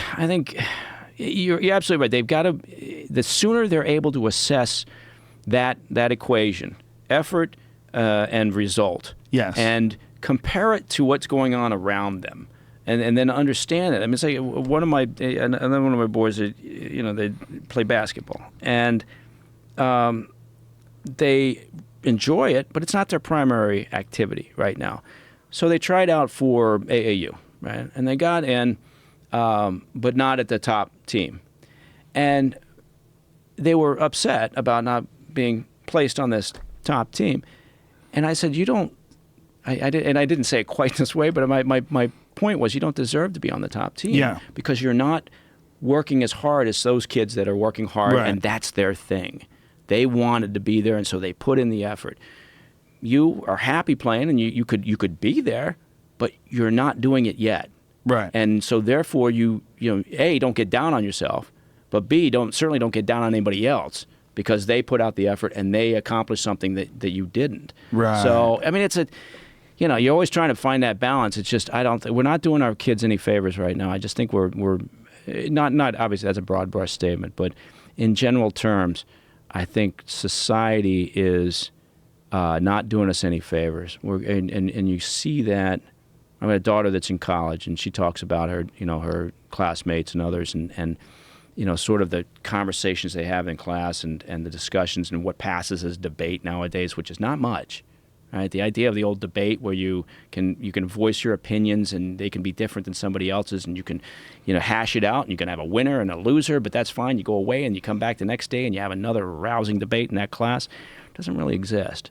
It seems like, anyway, because everybody's so afraid of saying something that might be offensive or not offensive, but just might be upsetting. Right. And there's a difference between being upsetting and being offensive. We're trying to nerf the world. I mean, that really was what it is. We're trying to, all the hard edges that you might bruise yourself on, we're trying to put a cushion. But you need to understand that when you fall down, it's going to hurt. So that way, next time you're thinking you might fall down, you'll correct your path. Yeah. It's the whole reason why people do difficult things. You do difficult things to understand your boundaries, to understand your limitations, and then to try to improve those. Yeah. Try to raise the roof on your expectations, raise the roof on your whatever limitations of your abilities, learn from whatever those are, and improve. It's like interrogation training. In interrogation training, when you're working with people, the goal is to show them that it's okay. At some point, they're going to have to talk, right? Right. And so when you're going through the training, the point of it is to get them to that point. They realize that, okay, it's not the end of the world. I know that at some point I'm going to end up talking, right? I'm going to say something. I'm going to have to do that because I can't. Otherwise, I'm either dead or I'm completely broken. And the idea is if you do that, and then the rest of the training and beyond that, you're building them back up because they understand that. Now, if, God forbid, something should happen, they get picked up and there's actually an interrogation going on. In the back of their mind, they understand that. And they're able to process it so that if they do get to that point where now, okay, I'm going to have to talk. I'm going to have to come up with something. It's going to, and then it's not completely devastating. It doesn't, leave them completely broken, and they can walk back because they understand. I got to that point. I understand what my boundaries are, but I can work within that. I don't know where I'm going with this. Other than, are you saying interrogation training like an agent gets interrogated? Yeah. I mean, interrogation training in general for for our outfit, for the military. It's basically the same. We do a lot of cross training. But this is not interrogating an enemy combatant. Oh no. This is I'm talking about for you being going through the interrogation training. So what do you tell them to do? Like in that, it's like, say if someone gets captured in Afghanistan or where have you, whatever. Well, I mean, the bottom line is, you try to avoid talking. Right. But it depends. Part of it is you got to assess who you're dealing with, right? You got to assess what you think their parameters are, what could be coming down the pike, in other words. Right. So how is this, and that's part of the training too, is understanding what different groups, what different places could mean, and what that interrogation could look like, how bad it could get. So you're processing that. Part of it is understanding what it is that's okay to give up. What are you going to say that's not going to put anything in jeopardy, anybody's lives or any operations or anything in jeopardy? Part of it is then you've got to understand, you got to stay close to the truth, right? The problem with it, if where you start getting people out on interrogations is where they can't remember what they've said. Right. And the closer you are to the truth, the easier it is to remember what you've said. Right. So, and these things, I mean, if it's a bad situation and you're in there day in and day out, and you're sleep deprivation and they're knocking you around and there's no food and you're gonna have a hard time keeping track of even the basic things. So you're trying to keep it as close to the truth as possible and as minimal as possible. In terms of damage, you go in, and typically you've thought through all of this. It's like everything else. You do your homework ahead of time, and God forbid something should happen, and usually it won't. But anyway, the point being is that the idea is in the training portion of it, you want people to understand that everybody's got a breaking point, right? And that's the way it works. And some it's here, some it's further down the road, but everybody's gonna break, and you don't want that to devastate the person if it should happen, knock on wood. But anyway, that was apropos of nothing. No, it's important. Yeah. I mean, it's an interesting topic because, understanding that there's going to be severe penalties and that there's going to be repercussions.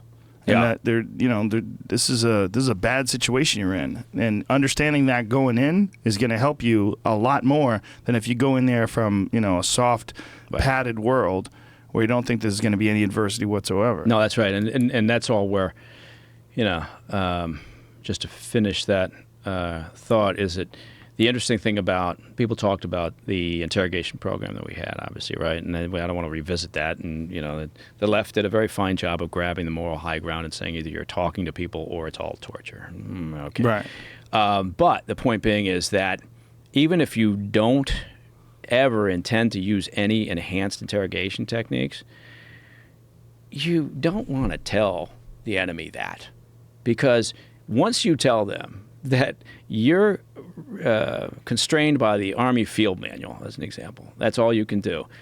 Guess what? Every mook out there fighting us and wanting to harm us is carrying a copy of the Army Field Manual in their back pocket. They don't, despite the fact that they did for a while, they don't live in a cave. Right. And so once they know what's coming down the pike, that's gone. Their incentive is gone, right, to talk to you. Because once you don't have that unknown, if you're not sitting in some, squat box and the temperature's, up and you haven't eaten and you're thinking, what the hell are they going to do to me next?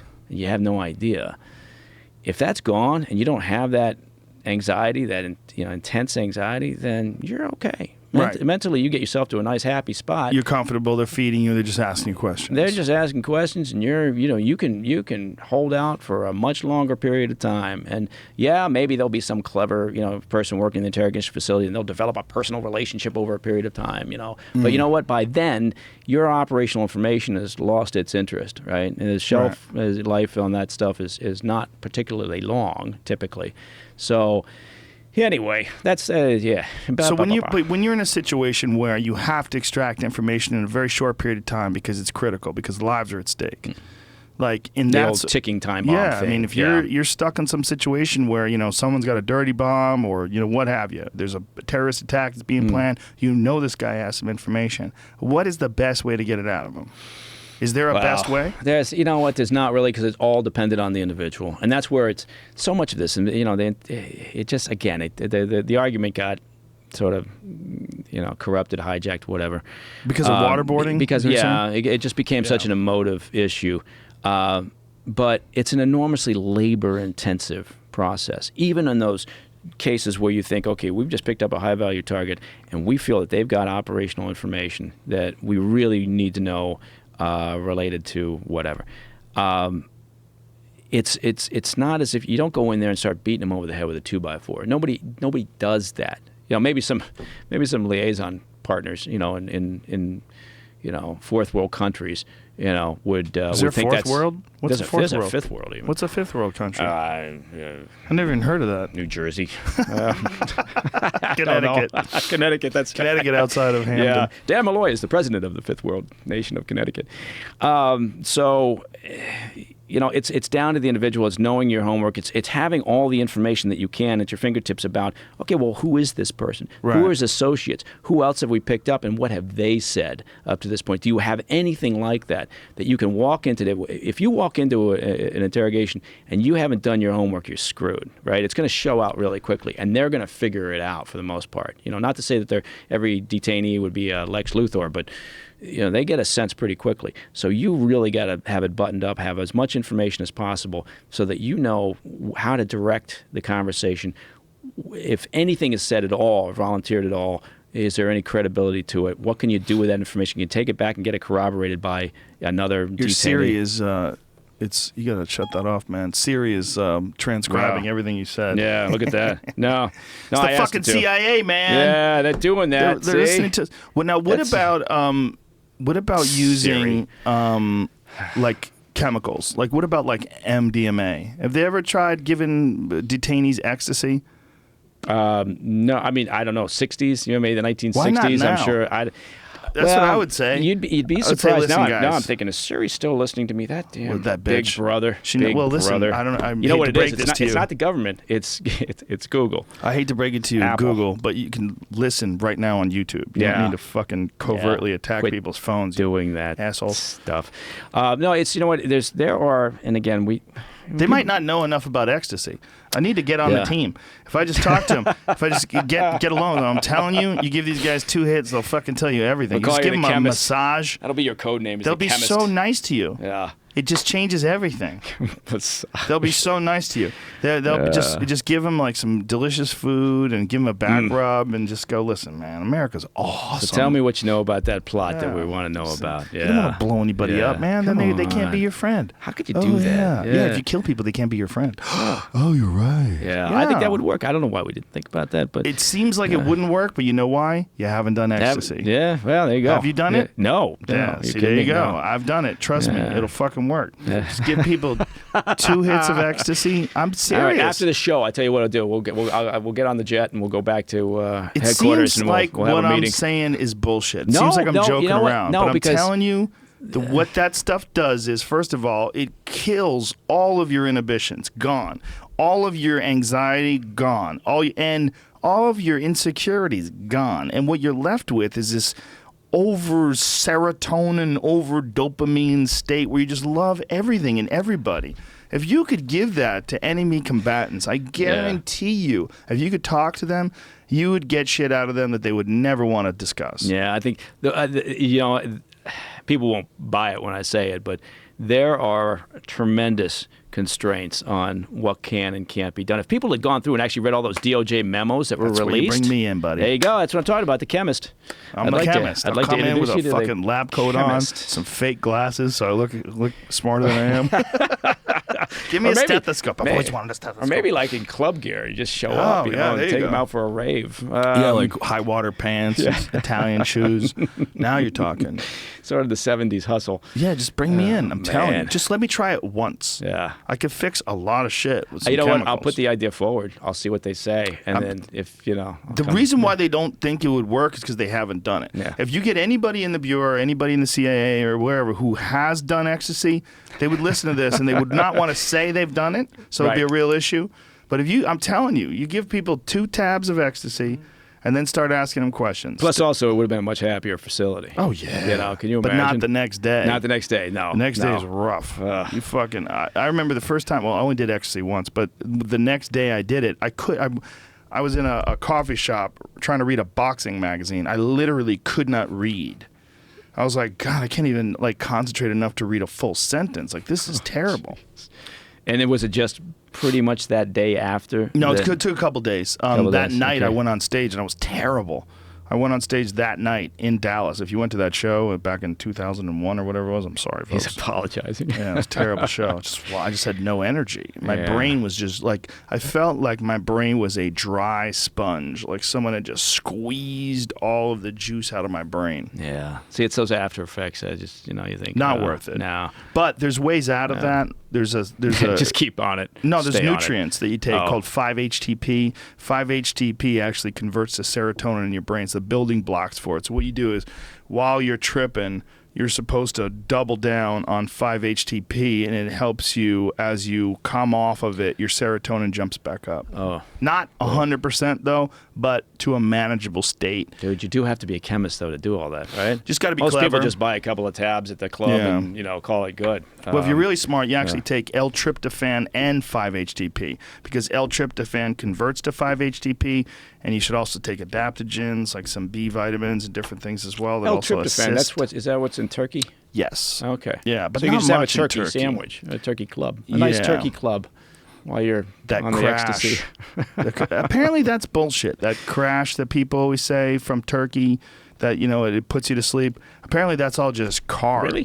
Okay. Yeah. Oh, yeah, that Just makes sense. Yeah. Yeah, it massive does, yeah. amounts of mashed potatoes and stuffing, Right. and just like you just overeating. See, I can That's believe all it that. is. Yeah. Although I do love stuffing. Listen, bring this information back. I'm You don't talking even have to them. bring it back. It's happening right now. It's Yeah. happening right now. They're hearing Yeah, this. they Just are. tell They're them. listening to it in the watch center. They don't know. It's only because they don't know. In Langley, they're taking notes right now. He might. I am right. Yeah, I'm telling yeah. you, I'm right. Just try it once. It doesn't hurt anybody. They're not going to die. They might have to change some laws to get that to happen. The law. Yeah, Who I fucking know. knows anything? Bring me in. There's no laws. There's no- I that's show it. up with a suitcase and a smile. I'll get you guys some UFC tickets. We're We good. will buy it. We'll get you a lab coat. Get you a special I disguise. would love no to one even know fly it's in you. once. Just Yeah. let me try it once. I Yeah. guarantee. Just someone who's not totally despicable. Like you just got a little issue with this guy talking. It just changes your chemistry. I mean, it will erase any inhibitions you have. It sounds all very Mengele-like, though. It does, but it Yeah, doesn't hurt yeah. anybody. That's the thing. Yeah. I think right now people are losing their minds because we got back on the interrogation thing. Everybody thinks. I thought that was over and done with. Oh, And on your know, side, yeah. people in the business. Yeah, Yeah. well, just people in general. I think people just got so tired of it. And Well, you know, they definitely and people got did. tired of the war on terror. Nobody wants to talk. Not that I want to talk about it, but that's what happens. You think, where's the end? Where and people just tired of it. I just want to move on. I don't want to think about it. And something happens, and people are reminded that it's still going on. There's still people out there that want to hurt you, and yet we're all just so exhausted from it.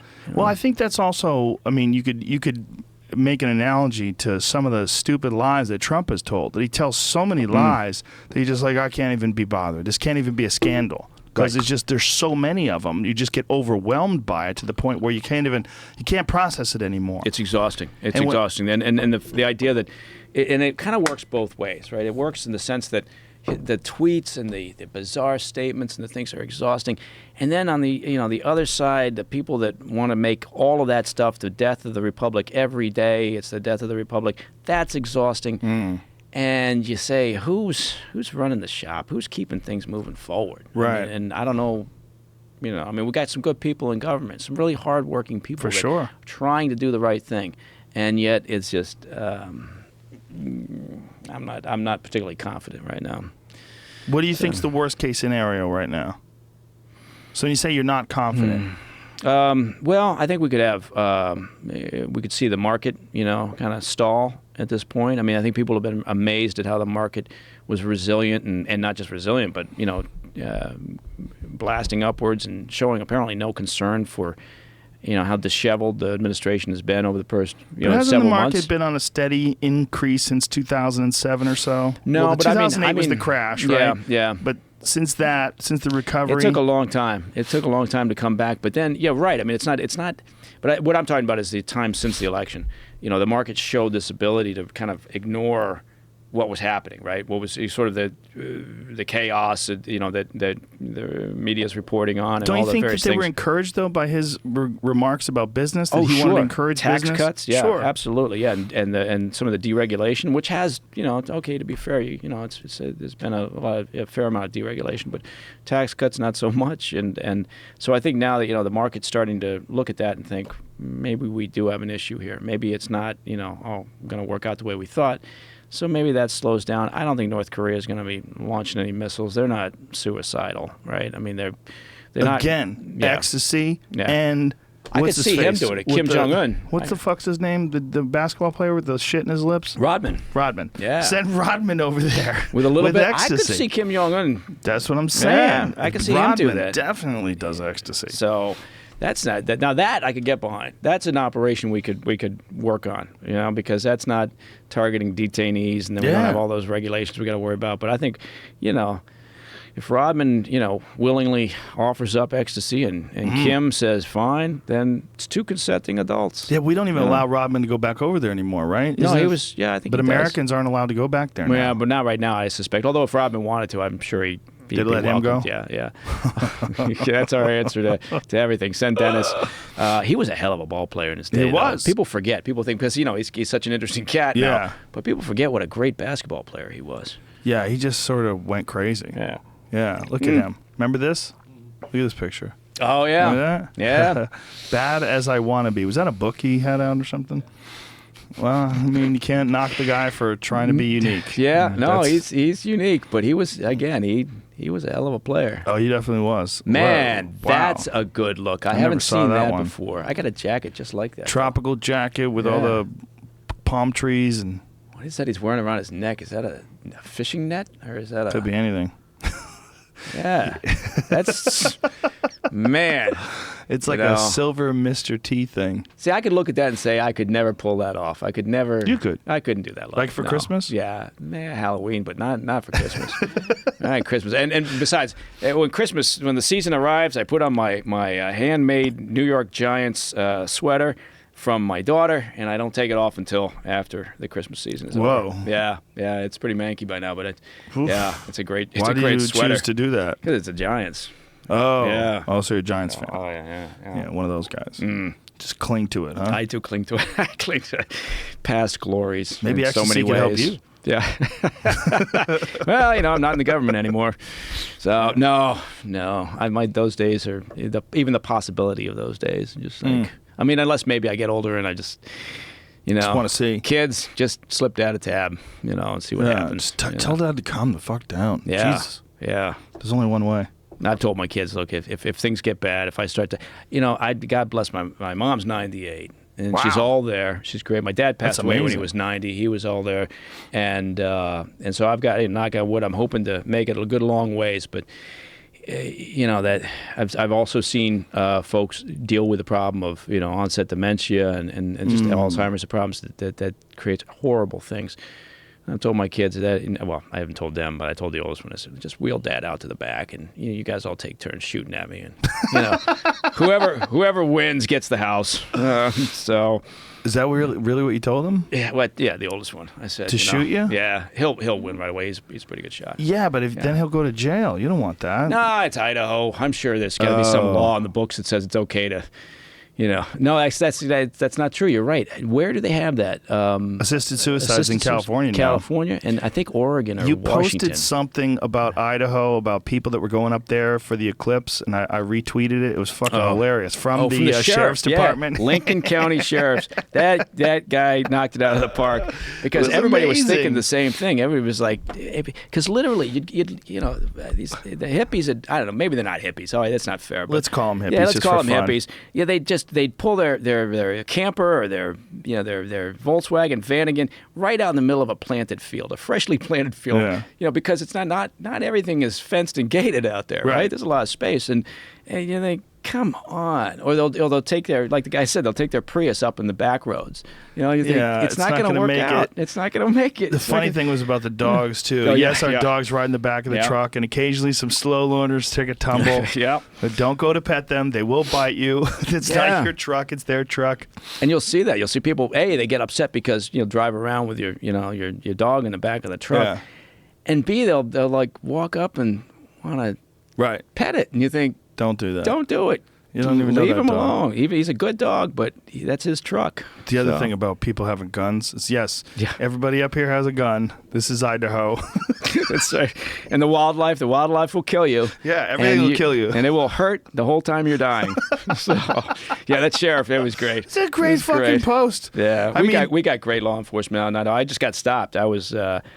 We were up in the mountains, and I was racing to get to the airport on yesterday. And so I was coming through the canyon and heading back into Boise from up in the mountains. And I was doing I know what I was doing because the sheriff told me what I was doing. He stopped me. He said, "You were doing 76. Now, this is a nasty-ass canyon following the river, for most of the way. And, you should be doing about 35, 40. But I was just humming, and I was thinking, I'm making good time here. And then the sheriff was out because he's trying to catch hippies. And he stopped me, and but they're just great. If you show them respect and polite, it's like a lot of places, right? It's not just Idaho. But the guy was like, you know what? Yeah, I'm, sorry, we got to give you, but how's everything else? And you end up chatting, having a great time, having a conversation. You don't mind getting the ticket, and Bob's your uncle. But anyway, Mr. Baker, your white privilege is showing. Yeah. That's what's happening right there. Is that what's happening? It's a bunch of white privilege right there. Yeah. All right. Maybe that. You know what? That's probably the case. Now I feel bad, and you know what I'm going to do? I'm going to double what I send into the county. That's beautiful. I'm going to pay twice the amount that I should. That's nice. Just so that I self-flagellate.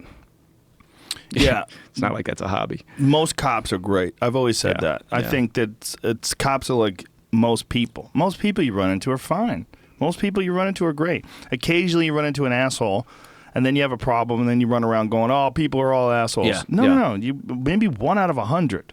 And I think with cops, it's an insanely difficult job, insanely stressful. Did you see that video that one officer who was trying to get that fellow to stop, and he was wearing a body camera, and so he had asked him to stop, and he matched a description of I think of robbery.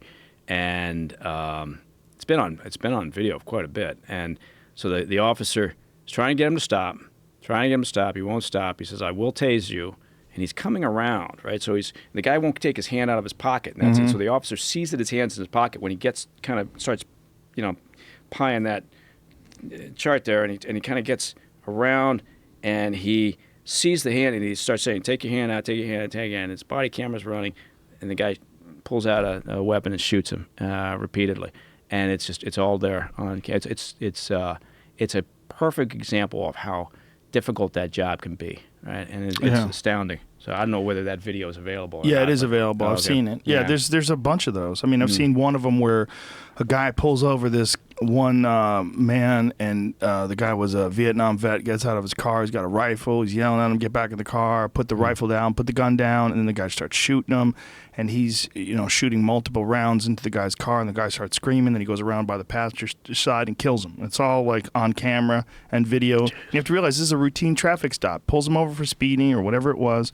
and this happens. And it can happen all the time, and that's something that's on a cop's mind every time he pulls somebody over. And you might think, hey, I'm a good person. I'm not doing anything. So I was going 5 miles an hour over the speed limit. You know, why does this guy got his hand on his gun? Why is this guy freaking out? Well, maybe he watched that video. Right. You know, maybe he's thinking about his kids. Maybe he's thinking about getting home to his family. Right, exactly. And there's nothing that, and again, I mean, this idea that you can't say two things that some people might, think, oh, that counteracts the other. Yeah, anytime there's, a case of police brutality, deal with it. We got to deal with it, horrible. Of course. But it's a terrible job. It's a difficult job, and it's a dangerous job. And those two statements can coexist, right? And so you can support the police, and you can also support efforts to stop police brutality wherever it takes place, and ensure that it doesn't. But you can also support the police and the difficult job they do and the efforts that they try to make to protect communities. So the last thing you want to do is alienate them further. I mean, that doesn't do anybody any good. Are you denying the idea or the possibility there are any good cops? Well, that's fucking crazy. But it's a really convenient thing for people to say, fuck the police, because you don't get a lot of pushback, especially when something happens. You don't get a lot of pushback. You look like you're some sort of a liberal hero. It's a very slippery slope. And the people that want no cops, well, okay, what about guns? What are we going to do now? You're going to just let criminals run everything? Yeah. No, the good people with their flowers are going to take over. Like, shit breaks down really quickly. Real quick. And, spent a long time overseas in some pretty difficult environments. And you see sort of the worst nature of people, or, and again, I agree with you. I think vast majority of people are good. They want to do good. They want to do the right thing. They don't want conflict. Most people don't want conflict. Right. But things can break down, and people can do things that other folks that are trying to do the right thing couldn't even imagine. Right. And so anyway. Like shoot cops. Yeah. Yeah. I mean, you have to think, I would never shoot a cop. Why is this cop being so mean to me? Because he doesn't fucking know you. Right. He doesn't know you. You're doing something wrong. He's pulling you over, and you got to comply and be polite and call him sir and try to diffuse a certain situation and be as friendly and as polite as possible. Yeah. That's not. And again, that's the same. You can give your kid, no matter who you are, you can give your kid that same advice. Right. Look, the law enforcement has a difficult job, and so just if you're stopped, just comply. Yeah. Nobody's ever. I mean, you just gotta be concise and smart about that. And I tell my kids out, and I try to demonstrate by, like, when I stopped, and the sheriff came up, and my kids were in the car, and I was polite, and I was saying, he got to the window, and I said, I don't have any excuse. I was racing to get to the airport. I was speeding. I know it, and I have no excuse. And that sets the tone immediately. Right. And he understands. Right. Now it helps that he looks in there and he sees a big dog and the kids and everything, and that brings it down a little bit. There's no doubt about it. And so other situations, they might be more on edge because they don't know. They're not sure. And, so yes, where there's problems, deal with it. We got to take care of it. But we can also acknowledge the fact that the police have a damn difficult job. Yeah, and it doesn't mean that there aren't horrible mistakes and horrible cops and people that are under pressure that do terrible things. There's some videos of people that comply and still get shot. It's a terrible tragedy. No, absolutely. They make mistakes, or they have the wrong mindset, or they're not trained properly. Sure. And so, or they're all PTSD'd out, and they're just not designed for that job in the first place. Right. I mean, it's very difficult to tell who's going to crack under pressure, the pressure of the day-to-day situation that a lot of cops find themselves in. Yeah. No, but the idea that you're right, the idea that you'd remove law enforcement and somehow we're all going to live in a peaceful community. Crazy. Those anarchists drive me fucking nuts. Yeah. We don't need laws, man. Shut your fucking mouth. Yeah, get rid of all the laws and universal basic income. That's going to be a panacea. Good luck. What if we do out the guns? We gather them up and melt them down. Not mine. Make Martin Luther King Jr. statues everywhere. We were talking before the podcast started about what could possibly go wrong in Afghanistan, and that Trump was going to go wrong. That Trump was going to make some sort of an announcement, and you were talking about the idea of privatizing the military over there, and bringing in contractors. Talking about it from the point of view that I don't agree with the idea. Yeah, and that's exactly. And in terms of disclosure, right. I mean, my company, Diligence, we got a security services group. And starting back in 2003, we started building up a fairly significant presence out in Iraq, right, as private contractors. providing support to the infrastructure operations that were going on out there. And what's the benefit of having a private contractor for the military as opposed to military forces? At that time, most of our work was actually for the infrastructure companies, right? Because the military is not going to be providing support. They need the same level of security. And if Halliburton is building up some sort of a new business there, they would hire you guys to come in and... Exactly. And so that's an important effort because, they need the same level of security that a forward operating base or a military base or facility would need. But the military is not going to allocate resources for private companies. So a lot of what the private contractors were doing was that, and then also private contractors, getting contracts to provide additional security support or logistical support to the military facilities where they can't. They can't afford to allocate resources to perimeter security and to the degree that they would like, so private contractors come in and help with that, or providing support in the movement of dignitaries or whatever it may be. Point being is we were out there for quite some time in Iraq doing that, and we were there at the beginning of sort of this private contractor thing, right? And people started becoming aware of it, and we started working with groups, including Eric Prince's group. No, we didn't work directly with them, but what I mean is that the various groups that were out there doing these contracts and this work, realizing that you needed to start to form an association or start to get some sort of, grip on how this thing would look, right? So that there was some consistency amongst training and what were the regulations for, the various companies for, weapons and everything else. It's complicated, but, long story short is, we had upwards of 400 people, I guess, out there at a point providing security and intelligence support. So I've got some experience in this. And now what's happening with Afghanistan is that one of the options that's been being considered is handing over. We got about 8,400 troops out there right now doing mostly training missions, training operations and support for the Afghan troops. So the idea was, let's let the private contractor take that over. Let's move that out, and let's not have the brave men and women of the U.S. military engaged in Afghanistan ad nauseum. And this idea is being pushed to some degree by Eric Prince. And he's said things like, well, if you want to keep having this conversation, you want to have the conversation 10 years from now, fine, let the military keep doing it, or we can be more, somehow efficient. And explain to people who Eric Prince is from Blackwater. Oh, I'm sorry, from Blackwater. Blackwater. Yeah, he came out of a wealthy Michigan-based family. Betsy DeVos, the education secretary, is his sister in the current administration.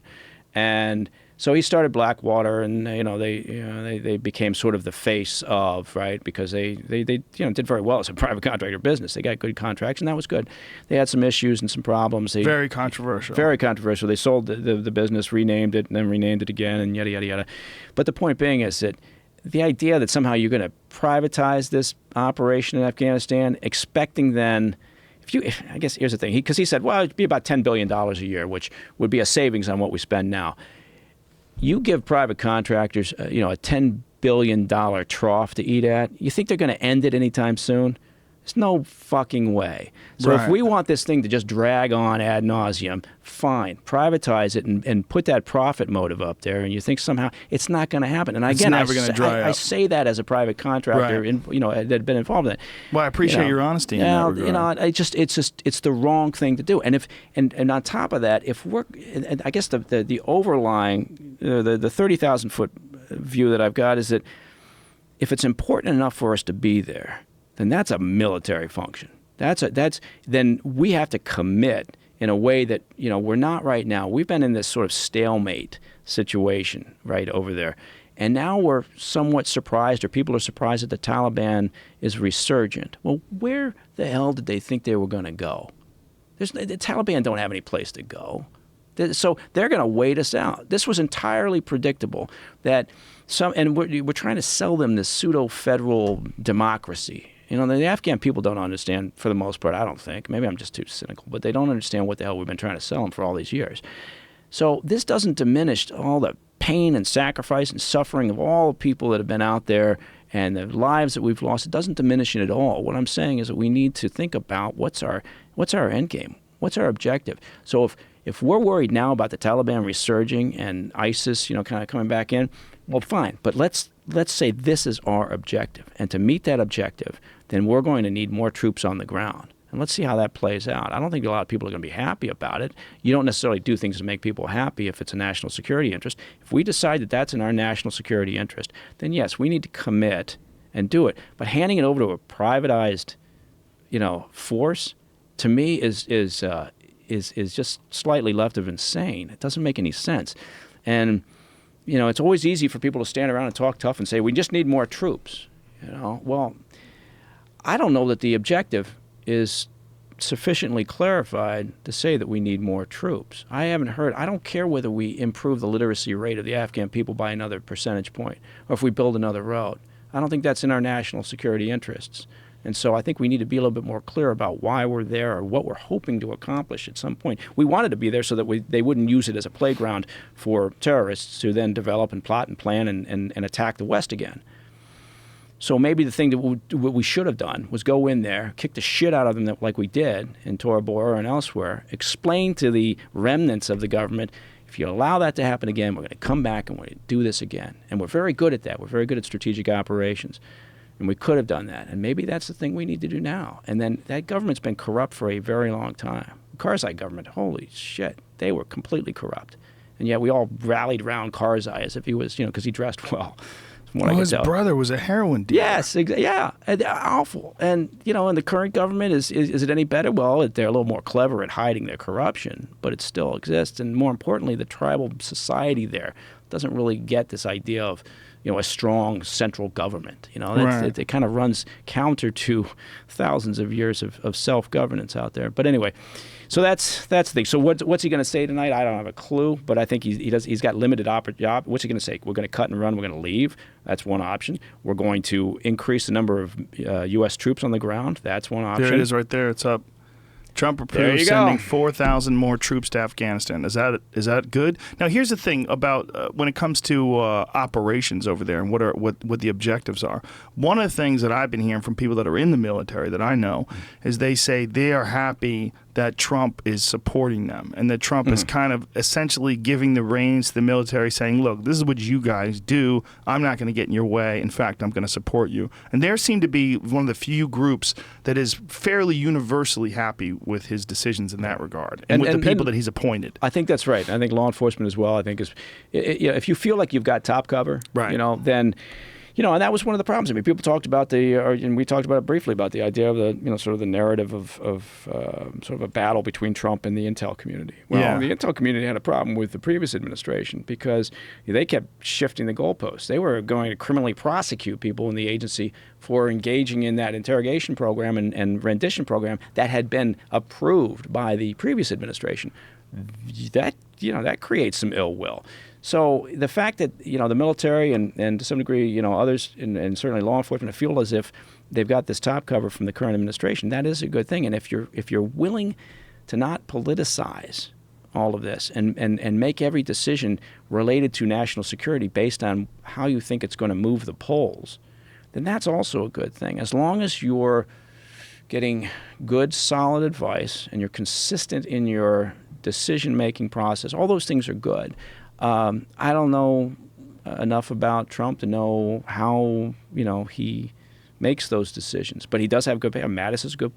Pompeo is a good person. John Kelly certainly is a great guy. McMaster. All these people are solid people who, in any other administration, would people would be saying, yeah, that's great. They're very highly regarded. But there's this cloud over it because it's Trump, right? And people are still not sure how things play out in that administration. But if he does listen, I think. Yeah, that's a good thing, but sending 4,000 more troops, that's not quite 50% on top of what we've currently got there. What does that allow us to do? Well, some of those troops are going to have to be involved in security operations of the trainers. Some of those troops are going to have to be involved in, logistical support, intel collection support. So, will it make us more effective in defeating in the short term some of the pushback from the Taliban and identifying and taking out more ISIS? Well, sure. Okay. And then what? I guess that's my question. And then right. what? What are we doing there? What is our objective in Afghanistan right. today, in 2017? What is the objective? I couldn't eloquently, not that I could eloquently do shit, but I couldn't state what our end game is there. I think I would suppose in a big picture, it's to create a stable society that will be a bulwark of some form of democracy. Have we ever done that though? I mean, we ever successfully been involved in nation building? We have, yeah. I Where? mean, you think about post World War II. You know, okay. I mean but that was again different times, Yeah. right? I mean, so you can't compare necessarily, you know, chronologically. But like when we've invaded places or when we've been a part of, like, look what's going on in Libya.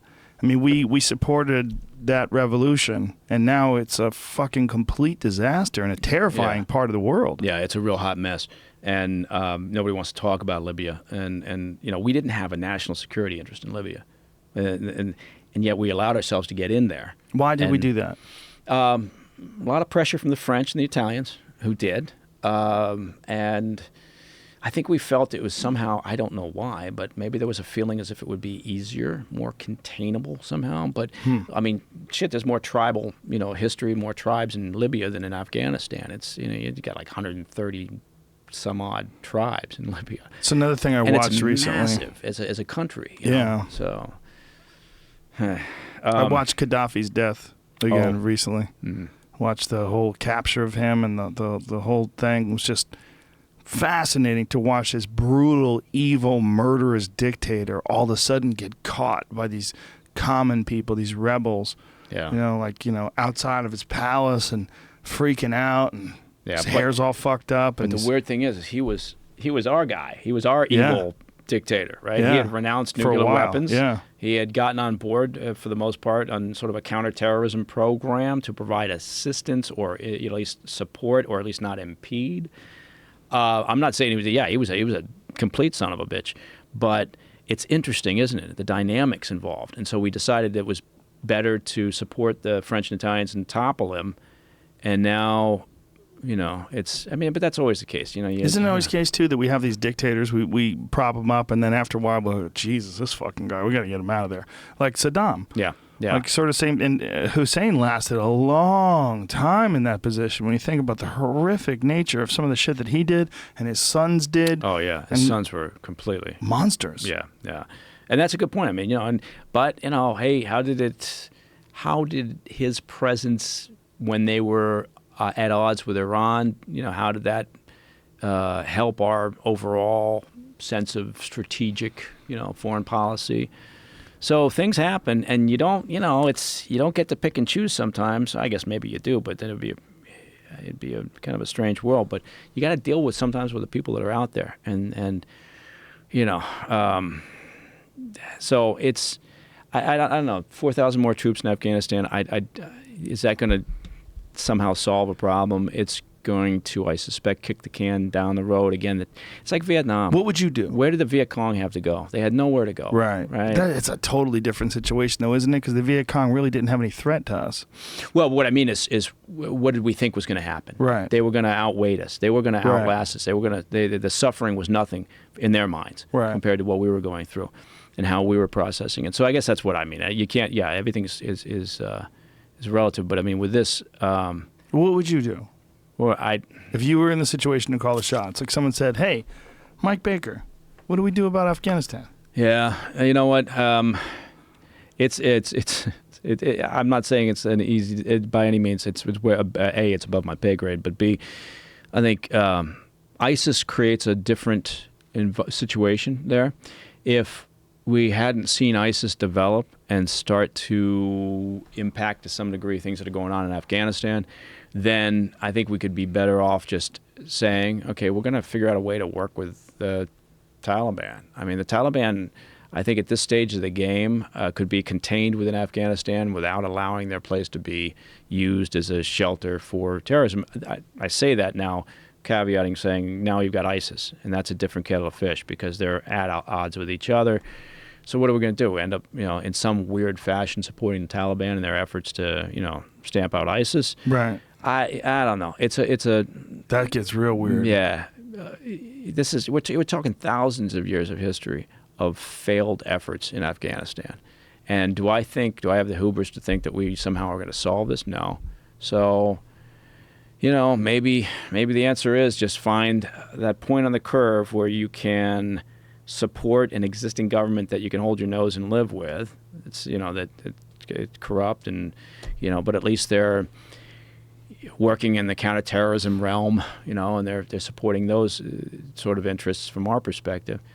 And yet, I don't think we're ever going to get to that point where we see a stable, self-supporting, pseudo-democratic nation exist there. I just don't think it's going to happen. So that's a hugely unsatisfying answer. But, maybe it's like pollution. You do little things, and hope that it helps. And maybe that's what we're doing here. If you just start from the point of view of saying, we're going to create a bulwark of democracy, you're overwhelmed. It's never going to happen, so you don't do anything. You back out of it. Part of me I hate the idea of leaving, right? I mean, I think a lot of people do who... well, they think we're going to create a vacuum, right? Right, and quite frankly, that's typically what happens. And particularly with ISIS, in a presence there, they would see that, and they would see an opportunity. Now, they're at odds with the Taliban, and the Taliban's pretty brutal. Could they handle it on their own? Meaning could they, destroy ISIS on their own? Who knows? Maybe, but it certainly complicates the situation. But now, especially if we just decide to somehow or another support ISIS. No, that's never going to happen. We're never. No. I mean, excuse me. Oh, support the Taliban in their battle against ISIS. I could see that more. I could see elements of the Taliban saying, "Look, we just want to fucking self-govern, right? Okay, we get it." But could you ever imagine a scenario where the United States would support the Taliban because they were at war with ISIS? Like the Taliban could soften their stance on some things, we reach some sort of common ground? Well, look, we're kind of on the same side with Iran against ISIS, right? Yeah. We're not supporting Iran, right. But in a way we are, in the sense that we're trying to kill the same people. Right. So who would have thought that, 4 or 5 years ago? So that's how nutty ISIS is. Yeah. Everybody can agree. Everybody can agree. It's the one group that everybody can agree on. But yeah, I don't know. It's interesting. So that's what the president's going to talk about this evening. 4,000 more troops. He could have said we're going to leave, and the people that hate Trump would be up in arms. He could say we're going to add 4,000 troops. They're going to be up in arms. He could say we're going to give it over to the private contractors. They'd be up in arms. It doesn't really matter. So there's going to be a lot of opposition to this regardless. If there's a clear, defined mission with an end game, fine. I just haven't heard. I don't know what that is. Yeah. And maybe they've said it. I just haven't seen it. Well, it seems like the only way we're ever going to get peace and harmony in the world is if there's no fifth world, fourth world, third world, or second world. Just one first world. Everybody has like suburban problems. Yeah. Is that even possible? No. I mean, no? An equitable Never? society where everybody's on the same footing. Impossible. Maybe Because if you of have universal basic income and across the world. And get rid of law enforcement. Drain the 1%. Yeah, exactly. No, I don't. Frack everywhere. I don't think that's it. Yeah, it's not going to happen. And that's so disheartening for people, though. A guy like you who has so many years of experience in intelligence agencies, that you would say that there's nothing that could ever be done that would give peace in the world. Like generations from now, we're still going to be dealing with the same issues we're dealing with now. Maybe, if the chemist can figure out a way to get us all some ecstasy, maybe that's going to solve it. Yeah. No, I don't know. It's the way it is. It's human nature. And, But we have to go through periods of peace. Right. You go through periods of prosperity, and during those periods, it kind of helps to lift everybody up, and they get to a certain level that they didn't imagine before. Right. They're still trailing, but are we ever going to get to a point where we're all the same? Hey, great, but I don't see it. Here's a perfect example. Cynical. The United States and Germany, right? We were at war in the 1940s, and now we're absolutely at peace. I mean, and Germany is prosperous, and it's a great country, and everything's great. I mean, I would wonder what would have to take place for this to be a worldwide thing, where the rest of the world sort of rises up to an adequate level of civilization, and we no longer engage in the potential global war that we're all looking at right now. We're really looking at the possibility with Russia and with North Korea and all these different players. There could be some sort of a twisted World War III going on. Yeah, Russia, I think, is Russia's punching over its weight.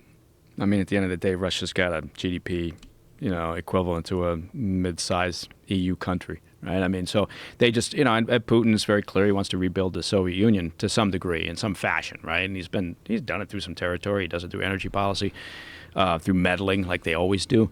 But so, I don't think Russia. But to your point, as with the U.S. and Germany, could we see a way that the U.S. and Iran, for example, could find common ground and suddenly 40 years from now be at peace, and not only at peace, but supporting each other's economy and, have that sort of interaction? And I don't know. I don't think so. Oof. I don't think so. Damn. Can I pour you some coffee? No, I'm good. I'm just thinking. I'm just like, it's just at a certain point in time, it's very frustrating to think that I guess the pace of progress is so incredibly slow. When you look back in history, this is probably the safest time to be alive ever. So there's been some progress from, the Roman times to today. There's obviously been some worldwide progress. Oh, sure, yeah. Longevity and stamping out disease and all the rest of those things. Yeah, this is for what it's worth, it's a great time to be alive. And people that are walking around every day trying to find a reason to be offended or finding that it's because there's no real conflict. Yeah. That they have these issues. Right. The hordes aren't coming over the border. Right. To rape and pillage. And there's no Great Depression. There's food is pretty easy to find. They did find the plague. They did. Found the bubonic plague on some ticks, right? Yep. Where was that? Was that in Arizona? I think it was. Goddamn Arizona. It's in response to Joe Arpaio getting arrested. Everybody's mad. Oh, I wonder if that's what. Wasn't there some talk about Trump? Pardoning him. Yeah. What is he? Yeah, it is. Bubonic plague in Arizona. Fleas found carrying the infectious disease. There you go. Wonderful. So and that's where it's going to be. It's not going to be. This is my. For what it's worth, I put this along with my big pussy theory, but it's not going to be the North Koreans, firing off a missile or whatever. It's going to be this idea. It's going to be a pandemic, something that we didn't quite see coming. Right. A mutation of a disease or something that. Because I do believe in the idea that nature takes care of its own eventually. Just like a deer herd or whatever, and eventually the overpopulation issue becomes a concern, and that's how the Earth tends to reset itself. I think. That is always how it works. Yeah. That would suck, but another reason to be in Idaho. Bubonic plague. I mean, they have 3 human cases in New Mexico, that article said, and then they found it in fleas in Arizona. Jeez. Yeah, well, everybody go see your doctor. Well, they won't survive the winter in Idaho. What else has been going on? What else? You tell me.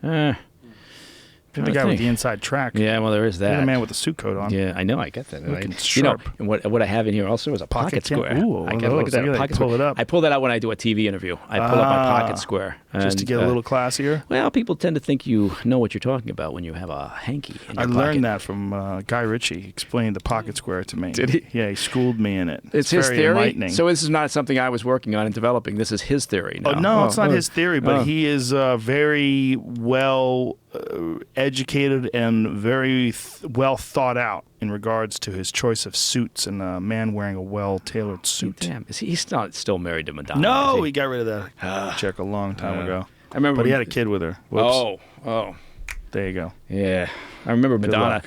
As soon as she started seeing Guy Ritchie, I was living in England at the time, and she just suddenly, out of nowhere, had a British accent. I love it. Love when people do that. It's fantastic. I love that. I love when white people talk like black people. I love, it's my favorite. Or a Chinese guy talking like a black guy. That's even better. That Chinese guy. Yeah. When have you heard that? I've seen it. I've seen it many times. I'm a big fan of transracial. Like people that think they're the wrong race. Yes, that's a new thing. It's one of the few trans things you can mock still. Can you mock it? Yes. Okay. Openly, right. So and I'm not letting it go. So what would that be? That would be Rachel Dolezal. That's that lady right. who ran the NAACP in Spokane. That's right. And said she identified with black people. Sean King. That's what I'm thinking of. Yeah, he's another one. But he denies it. He says that it's all that everyone is wrong. His mom, his dad, his birth certificate, people he knows. They all lied to him. They're lying to everybody else, and only he knows. Oh, well. He says his mom had an affair with a light-skinned black man or something. It's not my business. Yeah, who knows? Exactly. It's just, I can't find enough energy, given everything else that's going on, to be offended by very much, frankly. I just don't care. I like people to live their own lives. If you're happy, God bless you. Just be happy. I'm way more amused than I am ever offended by things like that. I'm amused. That's a good way to put it. Yeah, that's a good way to say it. You're more amused than offended. Do you know Rachel Dolezal, the chick from Spokane? Because she got in trouble because everyone was mad at her, she changed her name legally to the blackest name the world has ever known. What did Here, she change young it to? Jamie, pull that name up. It's a wonderful name, and I would encourage anyone that wants to be transracial to do the same thing. Nkechi. I don't know how you say that. Nkechi Amare Diallo. That's her new name. Ready? Wow. Here we go again. Nkechi Amare Diallo. Diallo. Holy What? smokes. I like the description, though, that they give her. She's a former civil rights activist and well, I guess because she was fired, but Former Africana She just- studies instructor. What's Africana? she decided to give up the civil rights activist thing. Yeah, silly goose.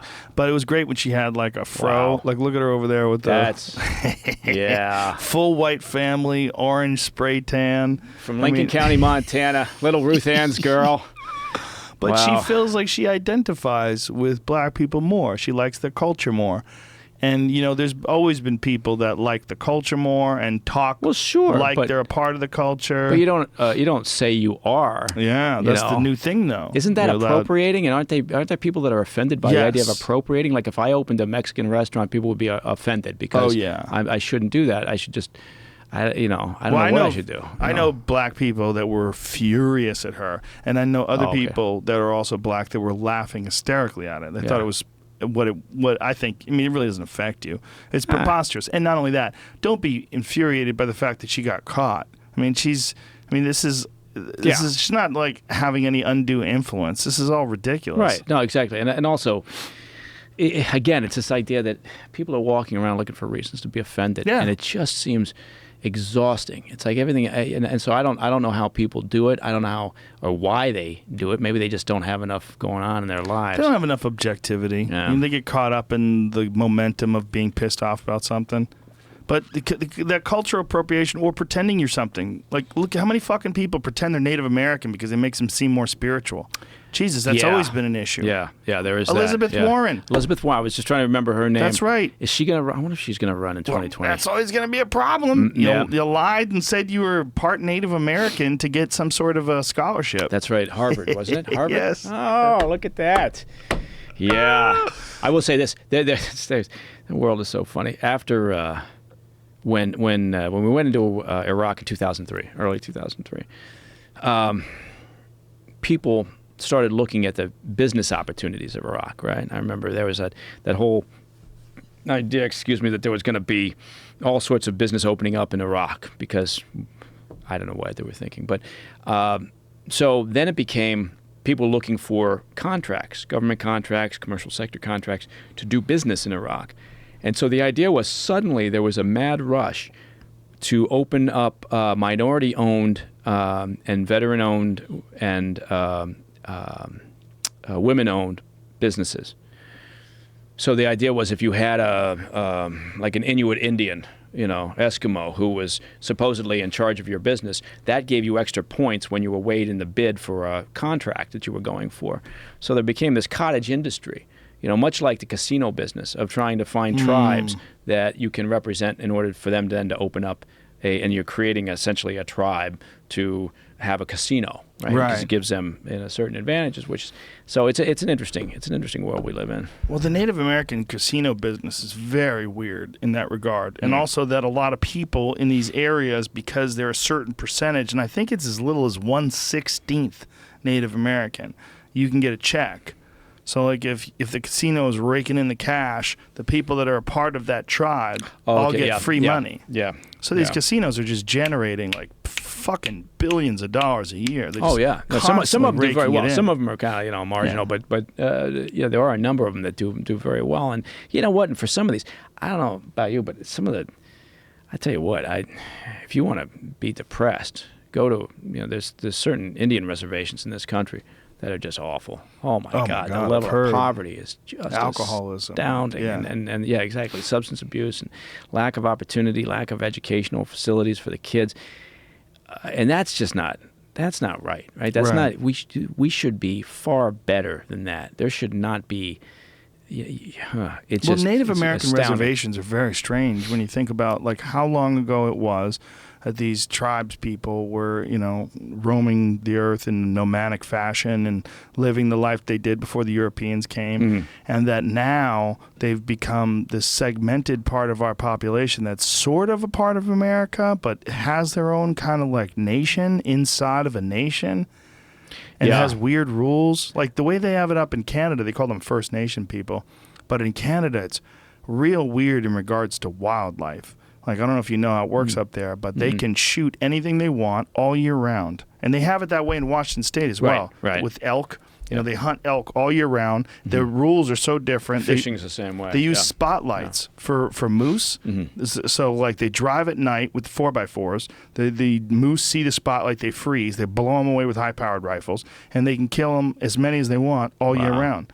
We used to go spotlighting kangaroos. I lived in Australia when I was younger. Worked on a sheep station. You lived in England. You lived in Australia. I've lived in a lot of places, but I'm now I'm in my last place now. I know I'm never moving. But we used to go in Australia and lived on a sheep station out there. Massive property. And you'd get in the back of the truck, with the spotlights, and you go out. And those kangaroos are hard as shit to hit. They are tough hunting. No, you guys doing that for population control? Yeah, there's too many of them. Yeah, did you eat the kangaroos? Of them. Yeah, oh yeah. I mean, it's supposed to be delicious. They can be. Depending on how old they are and how you cook it. But the tail is actually the tastiest part. What? Kangaroo tail. Yeah. I don't know about all that. Yeah, but no, I don't mean the ass. I mean the tail. They have a big tail because it balances about. It's just so. I've seen them on TV. Yeah, there you go. Saw them in real life. Yeah, but anyway, they are hard to hit. They're completely unpredictable in their movement. And they just and they move fast and they jump. The fences they can clear. It's impressive. I don't know why I'm talking about. We played a video kangaroos. of these massive herds or packs or whatever you call them of kangaroos roaming across the field. Like some people have no idea what the numbers are. Yeah. I have friends that live in Australia and they tell me like there's places that are just infested and there's nothing they can do. They don't know what to do. Yeah. So they literally have to gun them down because there's no predators. It is. That's exactly right. I mean, what do you got? A dingo's not going to bring down a kangaroo or good luck. Feral cat. But so there's they're all over the place. Great little animals though. They're cool. Yeah. And they're kind of cute and they're tasty. Yeah, look at these fuckers. There you go. Bouncing all over the place. Kick that guy in the water. Kangaroo call starts look today. At that. Jesus Christ, so many of them, and people are upset. I guess these people are upset at the kangaroo call. You're always gonna have that. Whoa, that one got stuck in a fence. Yeah, that's not good. Yeah, I mean, whenever you have an animal that doesn't have any sort of a natural predator, and they can just free ball it. Exactly. Yeah, that's what and Australia is such an interesting place. Every time they introduce a species to try to solve a problem, that species they just takes that up. off. Yeah. It just it's never ending. I was trying to explain to someone the other day about the cats there. Yeah. That they hunt cats like what we think of as a pet, and they're like, why? And I'm like, listen, I know it doesn't seem right, but the feral cat population is just run out of control. Yeah. Like we did a podcast once. We pulled up the feral cat population in America and what it does, that they kill billions of birds and rodents in America. Yeah. And someone was like, no, that can't be right. I'm like, listen, the scientists who did the study are shocked. Cats are fucking murderers. Yeah. And we had a great cat named Charlie who's now died. But he was an outdoor cat for the most part. But he would kill chipmunks, and he would lay the chipmunks out in a row, so like an offering. Yeah. And he was incredibly efficient. We try to keep him indoors, but the guy he just wanted to be outside killing something. So that's his fun time. Yeah. And then come in and you open up a nice fresh can of cat food for him. Like, thanks, Dad. He's got a little bit of chipmunk in his tooth. But the feral cats, in the ranches. I mean, you'd be out repairing fences or something, and you just kind of get off, or they'd spook the horses, or you'd put your hand down to pick something up. They just come out of nowhere, and they're just they're bastards. They're not what you think of. They're not kitties. Yeah, they're not kitty cats. It's not like Hello Kitty. Yeah, they're like a wild, small predator that's extremely vicious, and they kill things all the time. The feral cat problem in the United States is insignificant in comparison to what it does in Australia, though. Yeah. Australia, they've devastated ground nesting birds and all sorts of other species because they're an invasive species. Yeah, and there's nothing really going on. Dingoes maybe, but they're not going to. Their population is no. So, a dingo ate my baby. But where you live is fascinating because you got everything up there. You got grizzly bears. Yeah. You guys got a healthy grizzly population. I have a buddy who went black bear hunting up there, and they could not find black bears. They just found a horde of grizzlies. Okay. Yeah. They saw grizzly after grizzly after grizzly. It's amazing. I mean, it is. It's such a good thing. And when you see the sort of the health of the wildlife population, it makes you feel really good. And it's just fun. And it's. It's hard to explain. I mean, I was up in Yellowstone, and once again, I'm always amazed at how people interact with wildlife when they're not used to it. Right? And Yellowstone's probably the best place to see that happen because there's so many tourists during the busy time of year, and there's no regard for the fact that it's a wild animal, right? And even the bison will kill you in a hot second if they get pissed off, right? Yeah. And you'll get these tourists that'll get out of their car and the husband will be taking a picture and telling his wife to get a little bit closer, babe. Now maybe he's doing it deliberately, right? But but it's an amazing thing. Yeah, I'm sure he looks fine. And but it's an amazing. That's another place for people if they haven't been to Yellowstone, go to Yellowstone. Yeah. It's Well, it seems like a zoo to people. You see these gigantic furry Star Wars looking things out there. I mean, that's what a buffalo looks like when you see it in real life. You're like, is that real? Yeah. So they're so big. They are. They're massive. And we were there, and at one point it was getting to be twilight, and came around a corner, and I was with a couple of the rangers, and there was a vehicle stopped. It was what do they call it? A minivan. It was stopped on the side of the road, and there were half a dozen people out of this minivan, and they were all kind of fussing about, just a little bit in the field there on the side. And then what are they doing? And then it became clear that there was a little calf out there, a little bison calf. It was gotten separated from the herd, and I guess they had seen it, but now you could hear it. It was kind of over there bleeding, and they wanted to get it. They wanted to round it up. Meaning bleat. Yeah, they were bleat, making noise. Yeah, not bleeding. Although that was probably the next step in this calf's evolution. They were trying to figure out how to round it up and get it back to its herd. Oh God. And the rangers, said, "Oh, here we go again." And and they said, "I mean, look, this happens. Unfortunately, people don't realize it's nature." And so they had to get out, and I stood there and listened while they explained to these people, "Look, this calf is somebody's dinner now. It's going to be, found and devoured by other forces of nature out here. Most likely wolves." Yeah, and that wolf population is coming back up there, which is great. And so these people were horrified. They were amazed that the rangers wouldn't do something like, I guess, catch the calf, put it in the back of the truck, and drive it to the herd. Take it to the zoo. Take it to the zoo. Take it to the herd, or take it home and bottle feed it. It's not much you can do, and most likely, if its mother left it behind, maybe there's something wrong with the mother as well. Yeah. I mean, who knows what the reasoning was behind it, but it was interesting. It was a good lesson. But the places, the park system anyway. I think we've talked about that before. It's just astounding in this country. It's amazing. Oh my God. Yeah. And the natural, national parks that we have, and in Idaho in particular, you guys have a lot of public We got land. a lot. Wilderness, and the Frank Church Wilderness is insane in terms of the size. I read a really good book called The Big Burn. If anybody's looking for a book to pick up and read. It's about this massive forest fire that took place mostly in Idaho, and it was during the course of Teddy Roosevelt's time, and it also covers Teddy Roosevelt and his efforts and the way that he got kind of turned on to conservation, and the beginnings of the firefighting profession, forest fires, and it's a fascinating read. I mean, you think about it, people are going to hear and go, really? I'm going to read a book about a big forest fire? But it's incredible. And they weave in the history and the time of the administration and how they were declaring parks and what they were doing and how they tried to tackle this fire and what that meant for future conservation. And it's a fascinating book. So it's called The Big Burn. I'm drawing a blank on who wrote it. But if anybody's out there listening and wants a book, pick it up. How It's did good. they try to stop a fire back then, especially a massive wildfire? Doing a lot of the same things that they do now, right? Cutting lines and breaks, trying to deprive it of fuel, feeding it back on itself. It was just manpower, just sheer manpower, and trying to, putting up the smoke towers and creating. And back then, that's what they were doing. They were What's a actually smoke trying to, tower? Well, out in the middle of nowhere, you try to space out these outposts, these little points on the top of the mountains where you can identify smoke and try to catch it.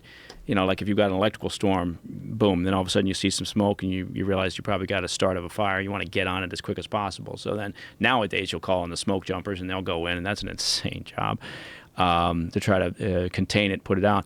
But there's always been debate. What do you do? Do you let it burn? How do you deal with these things? It depends, I'm sure, on the weather forecast as well. Weather right? forecast, and the part, it was politics, and it was, back then in Roosevelt's time, it was all the timber barons, right, and the mining barons, and the railroad barons, and they weren't interested in Roosevelt's idea of claiming land for the public, Right.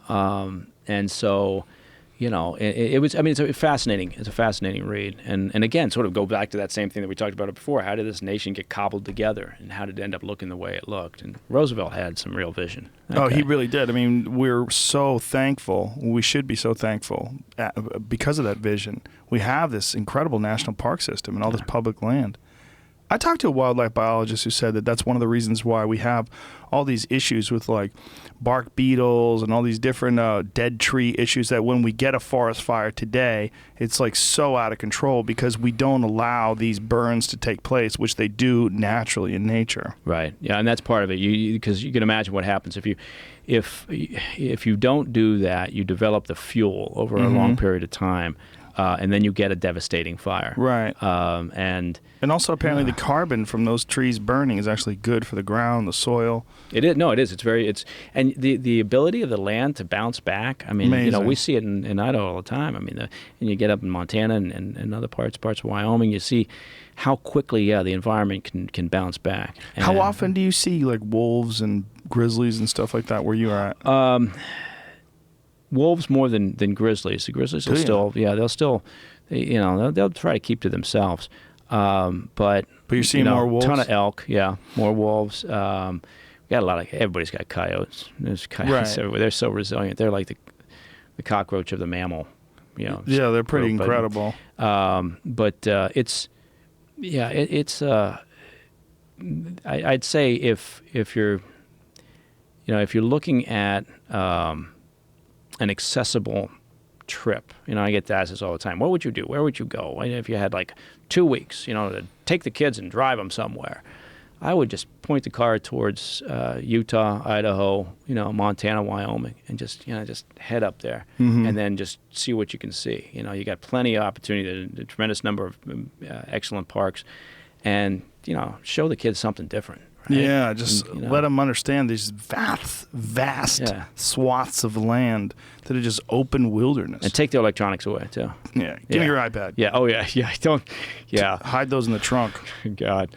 We're starting, the kids all start school tomorrow, and they know as soon as the school year starts, that's it. They don't get to touch electronics now for the rest of the year. That's a good rule. Yeah, no more. Unless they have homework or something like that. It's just too easy to find like escape in that from life, and that life is critical for young minds. Even being bored. I was reading something about the power of boredom and how important it is for creativity. That is, kids today are never bored. They never have to think of something to do. They can always just look at their phone or look at the TV and it never activates that part of their brain where they're searching and thinking. That's really interesting. I hadn't thought about that, but you're right, because we tend to plan everything for them. Okay, now you got to go to your your hockey lesson. Now you got to go to lacrosse. Now it's going to be baseball. Now you've got chess club or whatever the hell you're doing. Yeah, you're right, and it's also, it kind of goes back to that idea that we used to manage these things for ourselves. Right. And so kids would go out and they would organize their own teams. And I worry about that too. God, just the ability for kids to meet up at a playground and say, okay, we're gonna, and maybe it happens, and I'm making too much of this, but We can't have that because Yeah. Bobby keeps getting picked last, and it's That's right. terrible for his self-esteem. Meanwhile, Bobby's going to become a software coder that makes the AI that runs the world.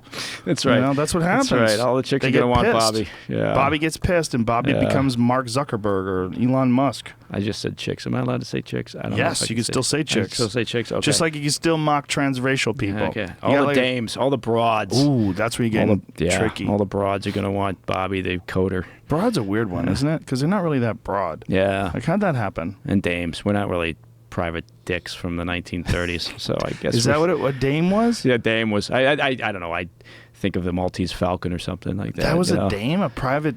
No. I mean, they would say Oh, that. that They would say, that. yeah, the dame. Oh. Walked in, my life changed. Right, but broads is a weird one because it's fun to say. It is Broads fun to is say, like broads. with a bunch of guys. He's fucking broads, Yeah. goofy broad. I loved saying that. I feel like I should be smoking a cigarette while I'm saying it. Drinking A cigar for sure. drinking yeah. a martini. There's not a whole lot of things that chicks can say about us like that though, like bros. It's sort of like how black people never had a replacement word for the N word for white people. Like honky just does not have any negative impact. It doesn't work. But like It's girls, a throwback. It's a Yeah. real historical throwback. Honky. I don't Doesn't work. remember the last time I heard anybody actually white say trash, like whatever. That doesn't hurt. it. Yeah. But like broads is a funny derogatory term for women. Women don't. I guess bros. They have bros. Douchebags. Yeah. That's probably more to the point Bros from is their perspective. white oriented though. Bros are always white people. You never say a bunch Are of they? bros and it's black guys. I didn't know that. I didn't know that. What do you See? got, Jamie? What do you got? If you're younger, you'd be a fuckboy. Oh, So that's a little bit of the true. younger thing now. So That's you don't want to true. be called a fuckboy. Right, but that's But for is that black a- people too. Like black people, like that's Ian Edwards has that hilarious bit. It's everywhere. It's universal though. It's across Okay. the board, so we can all agree on fuckboy. Yeah, I don't know what that means. I don't. Does it mean like a? You is got to it- see Ian It's a Edwards derogatory act. term. Yeah. Okay. Yeah, Because I mean, in some circles, who knows? Maybe that's a good thing. I don't know. Right? Yeah. I mean, Yeah, maybe like, some cougar wants a fuckboy. Yeah, I'm and he sure I'm wants a using this Ferrari. wrong. It's like speaking Italian wrong. I'm sure I'm not getting it right. I think you got it right. You Because know. if you're in a situation where you're like an old broad who's got a lot of money and you want some young fuck boy, Yeah, and he wants right? a car, Right? Yeah, it's a good move. I know. Yeah, like Although some he's not gonna that fuckboy's not gonna settle for a Prius. You're gonna have handsome to, personal trainer. that cougar's gonna have to spend some cash. Yeah, she's got to get him a Ferrari. Sort of like how the guy who owned the what was it, the Clippers? That guy, the old man. What the fuck's his name? Donald Sterling. Sterling, Remember yeah. he had that broad. He got her. He had a broad, right? He did have a broad. That she Yeah, was a broad. yeah, She's yeah. a broad. Yeah. And he got her like a Ferrari and a Bentley and bought her a condo. But the broads used to work in the steno pool, right? I mean, The I what? think in the steno pool, right? What's the steno in the pool? office environment back in the 60s. I think that's where. Steno pool? Yeah, Stenographer pool? stenographer pool. Yeah, because if Oh, you needed to, boy. you'd have to get Marge to come up from the steno pool, and she would take notes and then do the letter or whatever that you'd put on boy. paper and you'd post it in the mail, and that's how you got business done. And That's hilarious. Whoa, that's a steno there you pool. go. Look at that. Wow. See? There's a lot of broads in that steno pool. If I was one of those bros, I'd be like, I'd rather be a hooker. I gotta get out of here. Looks like there's some dudes in there though. Probably. That may not be a steno pool. No, maybe just a Oh, couple gay guys. Did they allow them to work with women back then? I don't think so. What a steno pools to cubicles and back again. Wow. Fuck all that. See, you learned about steno pools. I learned about fuckboys. That's a trap and a half, Yeah. though, isn't it? Imagine working in a place like that. I was like, what? Where are you going from here? Yeah. You And the just- other one was the telephone command center. where Jamie, all the- take that yeah. picture up on the upper top, the colored picture. Look, right there. The one with the color in it. No. Oh, the right one with there? the girl holding up the sign. Oh, Yeah, that one. Look at that. Swimming in the Steno Pool by Lynn Perrell. Oh, God. A retro guide to making it in the office. Fuck. Yeah. Look at that! Look at that modern office equipment there in the lower left-hand corner. Yeah, look at that gives you a typewriter. sense Baby. of the date of that book. No more writing with a crayon. See, nowadays, the office Cubicles. environment is much more dangerous now, I think. It's much more fraught with potential for hazards and landmine. Look at that recording device there. Boy, look at that thing. See? So he was talking and she had to transcribe all that? Is that what's going It's on? like a dictaphone. What is with the guy with the Wow. bowler hat? This is a movie. Oh. That guy's like a spy or something. Oh. Yeah, that's it. Because we all used to dress like that. I don't know if you can zoom in on that, but that was actually, we would get that after we completed training. They would actually give us an outfit like that, the entirely white hat. Yeah, and the bowler hat like that. That's nice. Yeah. And then we would set off on our adventures. Like, what is that new movie, The Kingsman? Is that what it is? A bunch of spies out there kicking ass, I have not seen that. teaching you deadly skills, like how to kill people with a pen. They ever teach you like skills like how to use like regular things? Improvised you find? weapons? Yeah, sure. Field expediency. Yeah, I mean, it's like knowing how to fire whatever weapon you pick up off the ground. It's just simply knowing, what would work, and most of it's common sense, right? I mean, in terms of what would actually, do the job. But yeah, I mean, it's just field expediency, which is good. Wasn't Mattis's Very quote? practical information. Be polite, be professional, and have a plan to kill everyone you meet. That was Madison? Mattis. Who was that? I thought you were talking about John Madison or James Madison. Wow, they were tough son of a bitches back then. No. So Mattis. Okay, Mad Dog Mattis. Yeah, Boy, I'm pretty President sure. Trump loved to say Mad Dog, didn't he? Yes. He was rolled off the absolutely in tongue. love with Mad Dog, with that name. Well, he liked it because he had his own like hitman. Yeah. I don't know. Where do you think this is going? Do you think he's in for 4 years and... Not anymore. Be polite, be professional, but have a plan to kill everyone you meet. Madisms. That's the kind of guy you want in that position. You want a guy who thinks like that. And anybody who doesn't understand that, well, good. I'm glad you're not in that position. Yeah, and that goes back to Afghanistan. We were talking about what's the end game. If you're going to do this, don't let it. Let's not let's not do this thing where we're dying by paper cuts or whatever you want to call it. And that's kind of where it's been. I just feel like we've been in a holding pattern for years now when it comes to Afghanistan without really knowing where we're going or where we want to be when we get to the end of that road. And so somebody like Madison and people in general in the military understand if you're going to do something, you do it to win. That's your objective. Yeah. And I worry that, maybe 4,000 troops is not exactly doing it to win. It's doing what they feel they can get away with, right? And I don't know where that gets us at the end of the day. Yeah, this whole Trump thing is getting weirder and weirder with every day. So to even predict where we could be 6 months from now, forget about 4 years from now, or 3.5 years from now. I think that when you look at some of the stuff that he does, you really have to wonder about his mental health. And I don't say that like, there's a lot of people that are saying that, I think, because they would like to think that he's mentally incompetent and it'd be convenient for their argument. But when I read that, I don't know what agency it was trying to get the IP addresses of people that visited an anti-Trump website. Did you hear about that? I did, Sessions was working on that. That's insane. Yeah, it is. Because I could have visited that site. If somebody sent me a link, you got to see this crazy anti-Trump site. Okay, that doesn't mean I'm a part of that community or anything like that. You can't get IP addresses from someone who visits things online. Either side, anytime. I don't care which administration it is. I mean, you can argue. It's just the potential for abuse of power. I've always agreed with that idea. I'm a small government person, so the potential for abuse of power is always there and needs to be monitored. The potential is catastrophic. Yeah, because as soon as people lose confidence, and that's one of the biggest issues with Trump as a president, if people lose confidence in the institution, like one of the things that was very disturbing to a lot of people was that when he had those Russians over and he was explaining how ISIS is thinking about using laptops as bombs, and they're like, Jesus fucking Christ, this is top secret shit. You're not supposed to say that because then this could potentially compromise people that are embedded in ISIS, that are distributing this information. Like you have a bunch of people, you're giving up this information, there's a trickle-down effect, and it also diminishes the potential for people to trust the office, trust the person running it. But we see that all the time. You see that, the previous administration had problems where they, sort of in their desire to rush to the podium to declare a victory in something, there was a disregard for sources and methods, a disregard for the importance of occasionally, secrets are good in many cases when it comes to intel operations. You want checks and balances. I completely get that, and of course people are like losing their minds, going, I can't believe it's a CIA guy talking about checks and balances because I'm sure he doesn't believe it, but it's true. The place for that is in the committees and up on Capitol Hill, where you're supposed to have an engaged, aggressively curious, inquisitive operation up there between the various committees that are charged with overseeing, the work of the intel community.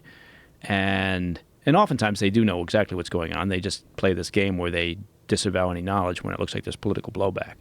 There's a fairly well-worn path between Langley, as an example, and Capitol Hill for the briefings telling people this is what's going on, this is what's happening. And then, the general unwritten understanding is, they're going to be assholes if it becomes politically expedient to do so. They'll disavow that they knew about it. They'll demand, and it's just, so it's a game that gets played sometimes. But I think that it's hard to say. I've got friends who are very hard left, and they're convinced that Trump's on his way out in the not too distant future.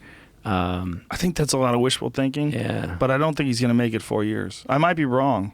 It just doesn't seem like it. I think he's also a guy. He's incredibly resilient, though. He right? is. He is. He's unusual in that regard. Yeah. He's also a guy, though, that wants love and respect and wants to be a winner. Like everything he does, like in regards to, business decisions. I mean, he'll tank something personally himself to declare a victory, right?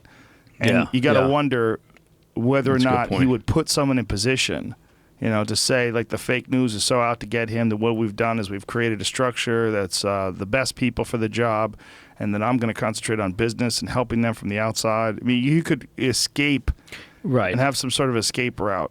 There's not there again. It sometimes seems as if there's no grown-ups in charge of the messaging that comes out of the White House, right? And that's been the case since day one, basically. And part of it is, maybe people say, well, it's the way he likes to play it. He likes to play people off of each other, and he likes the chaos. And they, well, you know what? He never ran a big organization. People imagine or thought if you didn't spend any time up in New York and having watched the Trump organization for years and years and years, if you hadn't done that, then you imagine it to be this massive organization. Well, it's not. It's always been kind of a family business, right? And it's just, so the chaos that's around that shouldn't be a surprise. What is a surprise is that, he wasn't sharp enough, or what, I don't know what it is, to understand the importance of inserting the discipline in there, and at least, if nothing else, being consistent and disciplined with the messaging that comes out, and just quit the fucking tweeting.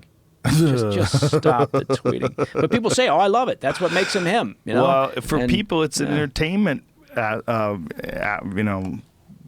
a portal for fun. For fun. I mean, that's what you're getting out of it. You're seeing the stupid shit he writes and go, "Oh my god." And you correlate some of the times that he writes it. Yeah, and you think, it's always like 2 o'clock in the yeah, morning. Isn't that interesting? I don't want, but that's the thing. I don't.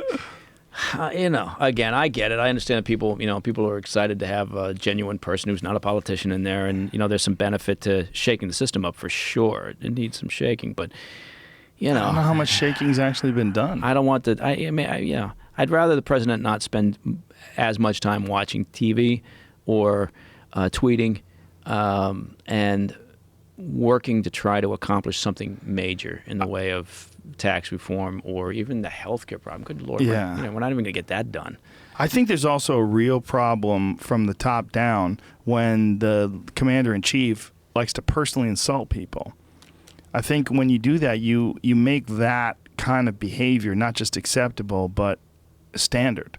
Yeah. Well, it's like with your kids. I mean, kids, if they, or probably more to the point, it's like people, we talk about the fact that nobody can keep their yap shut, right? So secrets get out there right now. And that's because we've created this environment. If it's okay for a former defense secretary or a former head of the CIA or whatever, when they get out to write a book, right? And they're getting paid millions of dollars to write that book, so they got to cough up something interesting. If they do that over a period of time, and they've been doing that, then people down below think, well, why the fuck? We all signed the same agreements to keep our yap shut, but maybe it's okay. Right. So it starts at the top, I think, and it's just like with parenting, I mean, they got to see you do the things you tell them to do. Otherwise, the kids are sharp enough to think, well, you're not doing it. Right. So I think it's, I don't know where I was going with that. I tend to get down distracted. A rabbit hole and distracted. Well, this is a distracting subject because it's really difficult to see how do we get out of this. Like, okay, we've obviously got this guy who's running the country, who's doing a lot of things that people don't enjoy. They don't like. They see a lot of problems in it, and they don't see a real light at the end of the tunnel. It's like, what's the best case scenario? Is this guy going to get us in a fucking war with with Korea, so we realize like, oh, North Korea and us, we're going to war now. This could have been avoided. We got to get rid of them. I mean, what's the worst case scenario that has to happen where we can survive as a country, but still just recover from this situation? War thing, the North Korea thing is kind of frustrating in a sense, right? Because nobody should be out there thinking that, and I'm sure very few do, that somehow we got to that point with North Korea because President Trump is president. Right. We got to this point with North Korea because we kicked the can down the road for 2.5 decades of failed foreign policy with North Korea and in part with China. And so they've been very clear about what they wanted to do, and now they've gotten to that point where they've created the weapons program and the ballistic missile program that they want or that they are close to having. And, when you get to that point, you naturally lose some of your options, so the decision tree gets smaller. And, Trump happens to be the president in office now when North Korea reaches that stage. And North Korea is pretty consistent in the way that they've been behaving. They're always, doing the same thing. They throw their teddy out of the cot when they get upset and they want some attention or they feel they can get something out of it. Typically, they do get something, or China gets something that then they're willing to rein them in to some degree.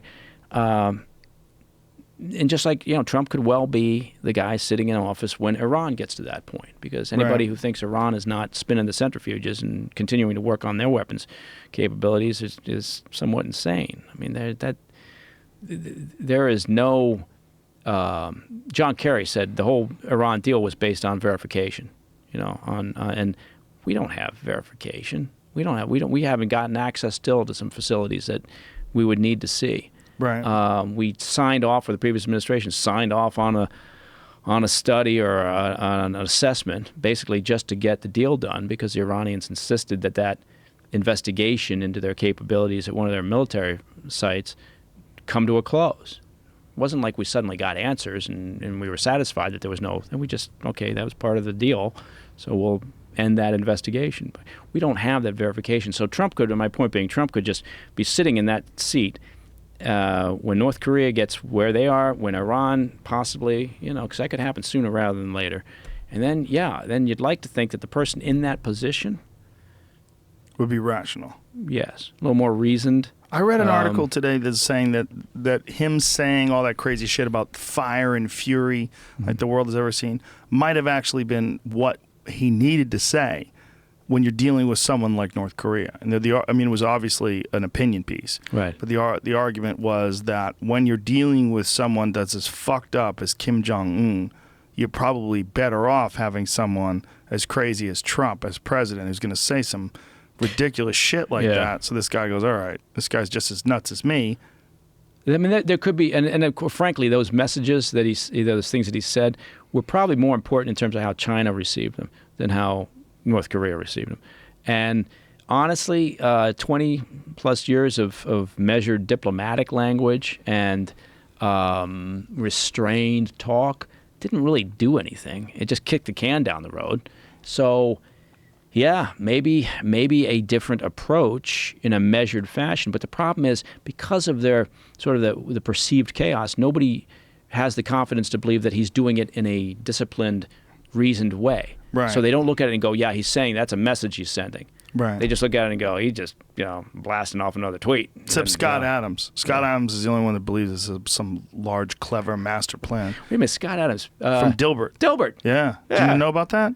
No. Scott Adams is like the most rational, logical, intelligent Trump supporter that's ever lived. And he's not really a Trump supporter because he didn't vote for Trump, because he talks about these things. He doesn't want to vote for president because he doesn't want to have a stake in the game. But he believes that Trump is a master persuader and that everything he's doing is because of the art of persuasion. It's very interesting. That's interesting, yeah. It falls apart under scrutiny. He kind of fell apart with these arguments with a podcast with Sam Harris. It was pretty fascinating, though. I mean, it's. I can see where people, and I've heard that from Trump supporters. Where they talk about how he's everything's measured, everything in his own way is actually disciplined. Because I've said numerous times that I think they lack discipline, and they said no. Actually, it's all part of the plan. And I'm thinking, it doesn't look like it's part of the plan. because you've got other people that are in those senior positions that seem to be scrambling to catch up to the plan. And if it was part of the plan, you'd like to think it was, it was part of a conversation amongst the cabinet. But anyway, So I don't think. I don't think we're, missiles aren't going to be flying between us and North Korea. I think China may actually see, at this stage of the game, they may see that they need to affect a different mindset for North Korea, and they may be doing that. And part of it may be, again, not necessarily because it was a reasoned, thought-out plan, but Trump's comments about the trade imbalance with China, right? And if the Chinese legitimately thought that we were going to, put that under the microscope and maybe attack them on the trade imbalance in a serious way, then maybe they look at that and go, okay, if we can get them to back off, then yes, we're willing to extend ourselves and actually listen to the sanctions and take part in the sanctions, and exert some additional pressure on North Korea that maybe they weren't in the past, because China always acts in its own best interests, and so they're looking for something. What are we going to get out of this?